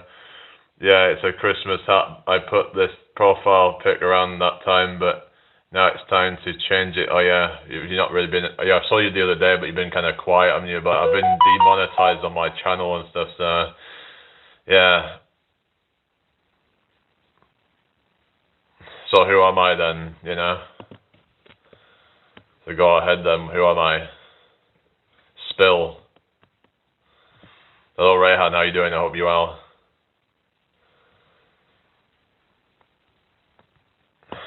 Now, I can understand people's point of view where, yeah, some people could try harder. But I do think that, fundamentally there is problems with this system, and to deny that is to just kind of, I think is a bit ignorant, to be honest. Usually the people that are okay with the system are the ones that benefit from it. It's kind of like the attitude of, I'm all right, Jack, screw you kind of thing. As in, oh, the system works fine for me, so that's okay, so then you have to know who you are, not what you are. So who am I then? Pete says I don't benefit from the system. Yeah. Literal biggest victim take to have. I'm just saying, as in, your parents were responsible for you being here, so it's their responsibility, I would argue. If they didn't want to have you, they shouldn't have had you, kind of thing. If they didn't want to take on the responsibility to give you the best life that they could, then they shouldn't have had you. Because in some cases, people end up, maybe it's through bad parenting or whatever, and they end up in a unfortunate situation because their parents were just not responsible enough. If you're going to have children, you should be responsible enough to give them the best start in life. Of course, you shouldn't just, give everything to them on a plate. You should teach responsibilities and stuff, but if they would all work together and I think my other phone's just died. Yeah, anyway. Whatever amps. I mean, I'm not saying that everything that you do wrong is because of your parents. But what I'm saying is that if you want to stay with your parents, they should have no reason to deny that, because they were the ones that brought you here. So we should all be trying to work together, is what I would say. People have kids for the extra benefits. A lot of them do, to be fair. So it all feels a bit kind of exploitative in a way when people do shit like that, So the least that you can do is to just let them stay with you and kind of, you know what I mean? But I could just like argue all day and just kind of not get anywhere. So yeah, children are expensive, but I don't know. You could argue that, no, some counter argument you could say would be that, well, when they've, you know, grown up, then and then it's like it's time for them to leave, because then what if the parents want to sell their house in a smaller place or something? Because I was thinking about that, but I would argue that there's always going to be room for like them to fit if they really want to. Like they should be able to kind of just try and support their children, and that's the sort of mentality that we'll have. We should be trying to support each other and give each other the best chance in life, but also encourage responsibility and all that, and not just bail somebody out if they've made their own mistakes. Because sometimes family will bail out their other family, and I don't really agree with that a lot of the time. What are you on about, John? No, we should not encourage people to have kids. This existential nonsense is poor for the continued community and culture. People used to have children in order to qualify for social housing, maybe. In some cases, you could say. Is that why it's quite high rates of children in, say, some places like, say, some of these council estates? Sometimes you'll see them with like 4, 5, 6 children, sometimes more. And they just keep getting more benefits the more children they have, and sometimes they don't spend it on the children. Because I've heard about this woman who, I'm not going to mention her name, but she's on YouTube, and she's apparently making over £3,000 a month, and apparently most of that does not go on the children. Most of it goes on alcohol and bullshit for herself, and she gets trolled to fuck over it. And I think that it's like, at that point you should think, well, the system is enabling that kind of shit at that point, right? So that there has to be a line drawn. I mean, in a way, I don't really blame people for like exploiting the system, because a lot of people are opportunists at the end of the day. But I also see like that, yeah, there needs to be more done to kind of stop all that, because how much money is just being wasted in terms of welfare? Do you know that something like 23% of tax is spent on welfare? So if we could even cut down welfare by, say, like so many percent, then it could make quite a big impact on the budget and stuff.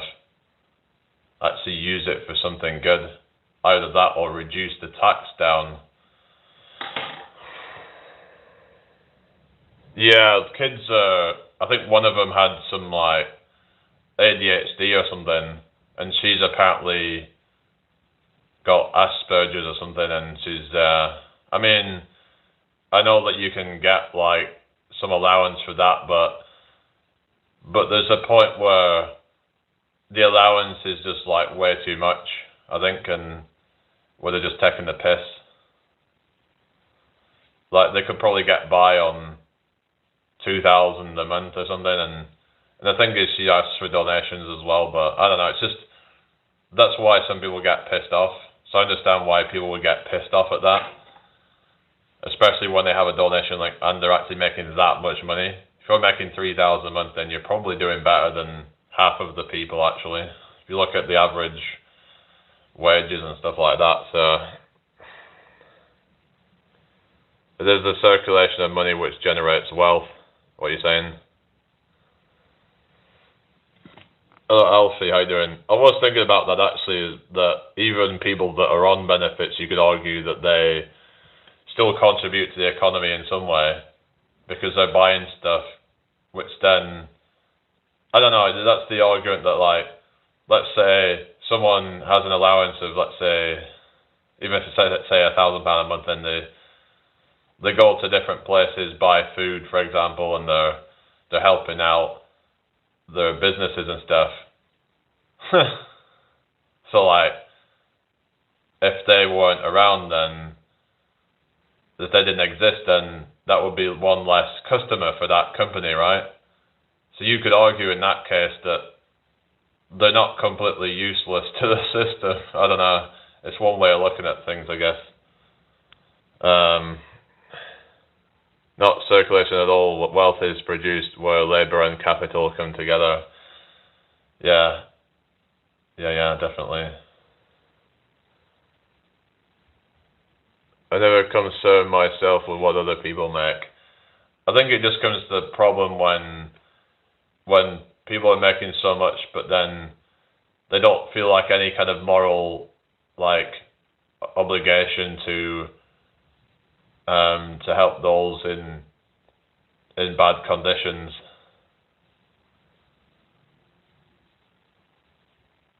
Like, there shouldn't be all this kind of, like, for example, you get all the pressure on the poor people to try and give to charity, but then the focus should be on trying to get, the rich to pay their fair share of it, and that could help people in, say, Africa, for example, and help them to have a better quality of life.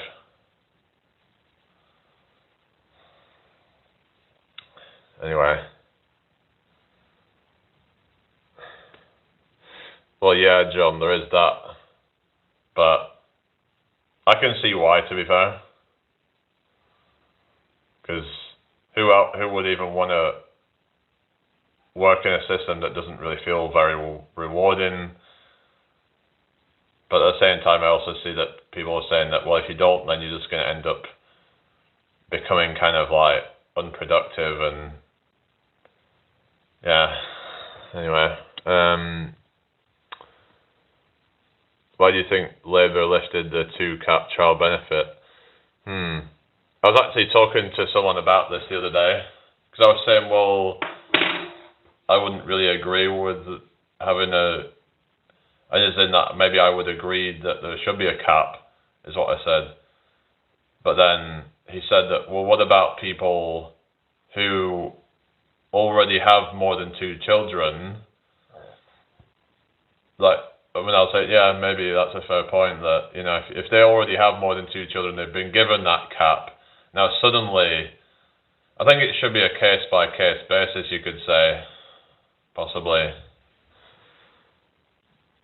Yeah, some families do, but I think it should be a case-by-case basis in terms of, but there are some that just take the piss, so I can see different points of view, but there needs to be some kind of agreement on somewhere in the middle, I guess.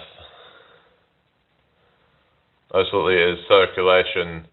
Stockpiling money under your bed cannot be used for investment or spent on goods and services. Yeah, that's the thing. If people can then invest that money, then it's going to something good then, isn't it? I need to probably put some money into some investment at some point. Maybe I could put it into a high yield account or something.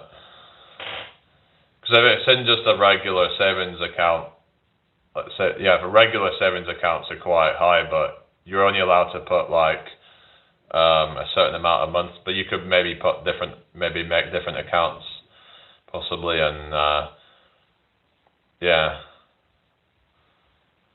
but you could argue that some of those are going to corrupt agendas and things like that. I've heard that there's been, for example, certain banks that can be supporting things like deforestation. I remember, I think it was me uncle was saying that he won't go to McDonald's because they support deforestation or something like that. So you have to look into what is it that you're actually supporting. Yeah, ISAs, but ISAs are only just a bit above inflation, so yeah. Oh, Ronan, but there is accounts that are higher than that are better rates than that, because the ISAs are about 4%, but the inflation's at like maybe 3% or something like that. So the real net gain is like 1% probably. So, but it's still better than having it in no account whatsoever and just losing value. So, yeah. Well, there is that. Well, the regular savers accounts are up to 7%. I thought that ISAs only go up to 5% maximum or something. Hello, Goldfish. How you doing? Hope you're well. So, I've heard though that ISAs you're allowed to have, but they've actually changed the rules on that. It used to be 20,000. I think it's down to like 12,000 now. That you used to be able to save tax-free per year, but so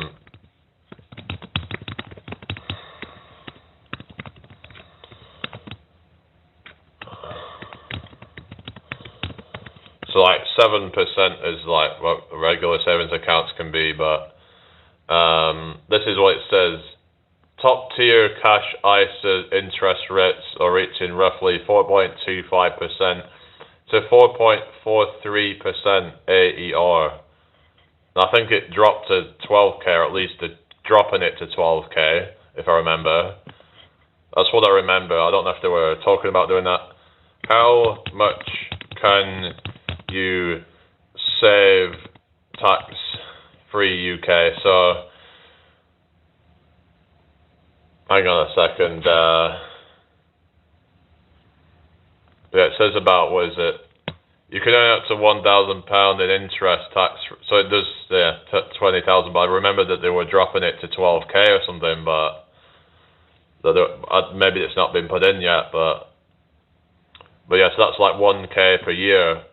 But does that mean that you can say if you saved another 20,000 the next year, that would be 2,000 or something in total?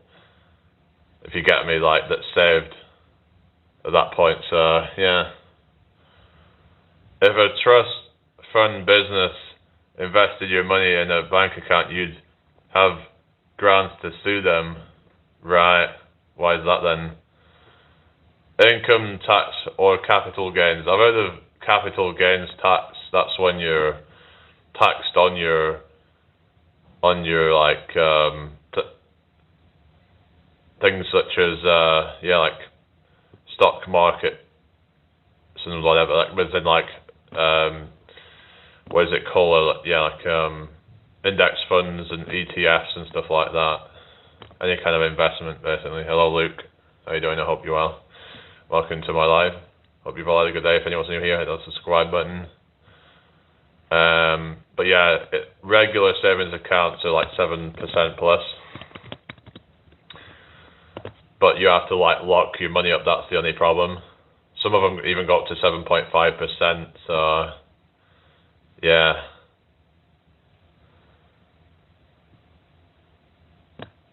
Trust fund managers have a fiduciary duty to get you through best possible return for trust fund beneficiaries. I don't know what you mean, but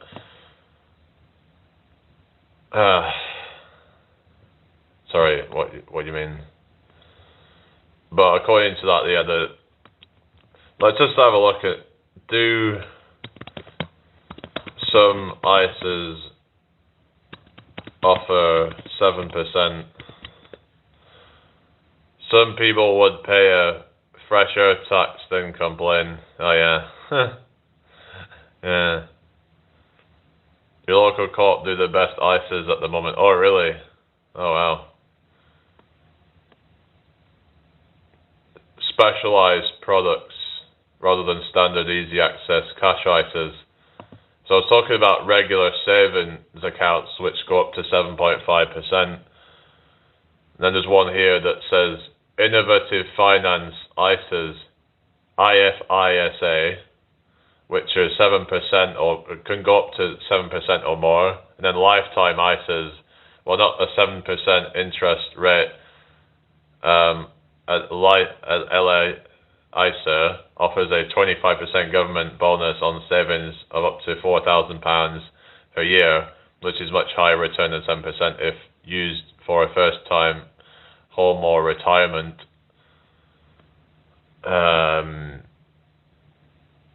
Yeah. So basically, it's usually between 4 and 5% for just your regular ISAs, but if I remember though that it's only ISAs that are where you can do the whole tax-free thing, rather than that with things like the regular savings accounts that doesn't apply to that, if I remember, but I could be wrong on that. But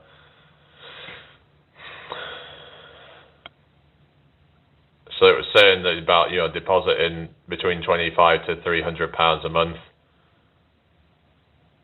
So it's not a lump sum account, but you just kind of like chip in bits of money into it every month, and then you get like premier accounts that give more. How much do they give? But you've got something like S&P 500, which averages about 10%, but there's risk to that because some years it can go down, some years it goes up. So it's kind of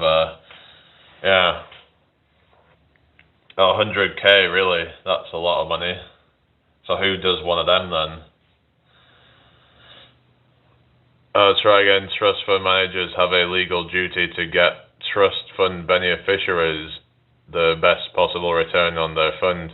Bank accounts are considered to be such a poor method. You'd be able to sue, right? What's that random? So what you're saying, that you shouldn't invest in banks or something? Is that what you're saying?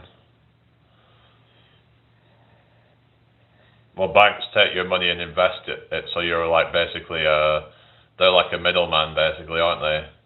Whereas if you skip the middleman, but then it's just like higher risk but higher reward sort of thing, isn't it? Whereas doing it with the banks, it's low risk, low reward. I'm vibrating, really.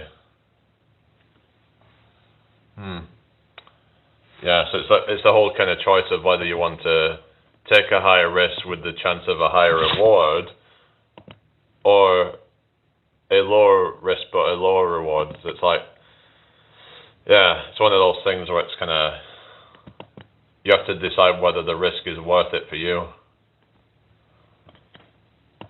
If you're okay with volatility and uncertainty with the markets and stuff, depending if you're doing it for long-term investments or whether it's more short-term. Co-op can go bust. That's why higher rate, right? Yeah. But it's like, look what happened with all these banks and stuff that a lot of these banks can easily go bust. So remember that whole Northern Rock thing? Weren't that back in the whole like 2008 financial crash and all that? I remember when all that was happening and loads of banks went bust, but then it's like, but then some banks would bail them out, and government would bail the people out, and this is what I mean. It's like, should we really have the bailout system so then people will just exploit it and take a lot of the risks with things and have all these kind of high interest rates and whatever? I don't see runner by. I don't see runner by, so I don't know. Because I don't know if I'd have to go into my Google account or something and see if I can unblock through that, but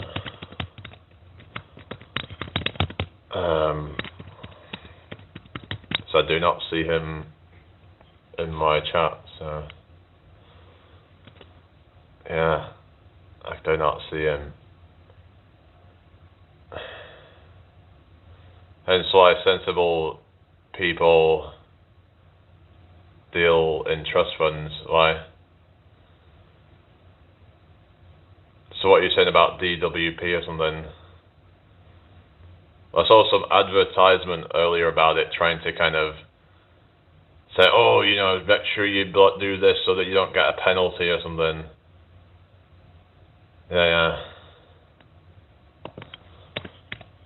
Hello, Jazzy. How you doing? Hope you're well. So,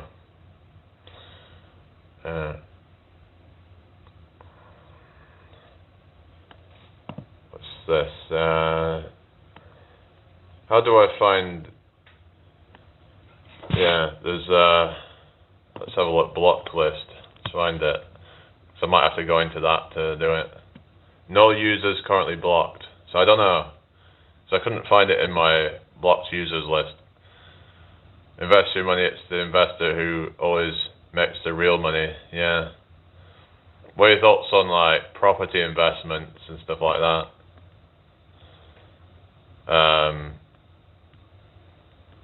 Property investments could be an option, but then there's responsibilities to that as well. So yeah. I don't see, for some reason I don't see Runnerboy, but even though I don't see him blocked or anything, like I tried to unblock him and a bit strange really, but always hedge your bets, yeah, that's it. Some people say about diversifying your portfolios, like some people mix a bit of crypto in or mix a bit of gold and silver, like they're saying that the more things that you mix together, then like if one of the things goes down, then you have the other things to fall back on, kind of the idea of, hello Graham, how you doing? So say you invest in crypto, then it might be, say, this is not financial advice and all that, so just, yeah, but what could happen is, say, crypto could go down and then the other ones go up, sort of thing, and spreading your risk out, kind of thing. Hello, John.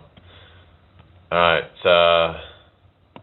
probably gonna get off for a little bit, actually. But it's been good chatting with you all, so, yeah. I'll see you in a bit, guys.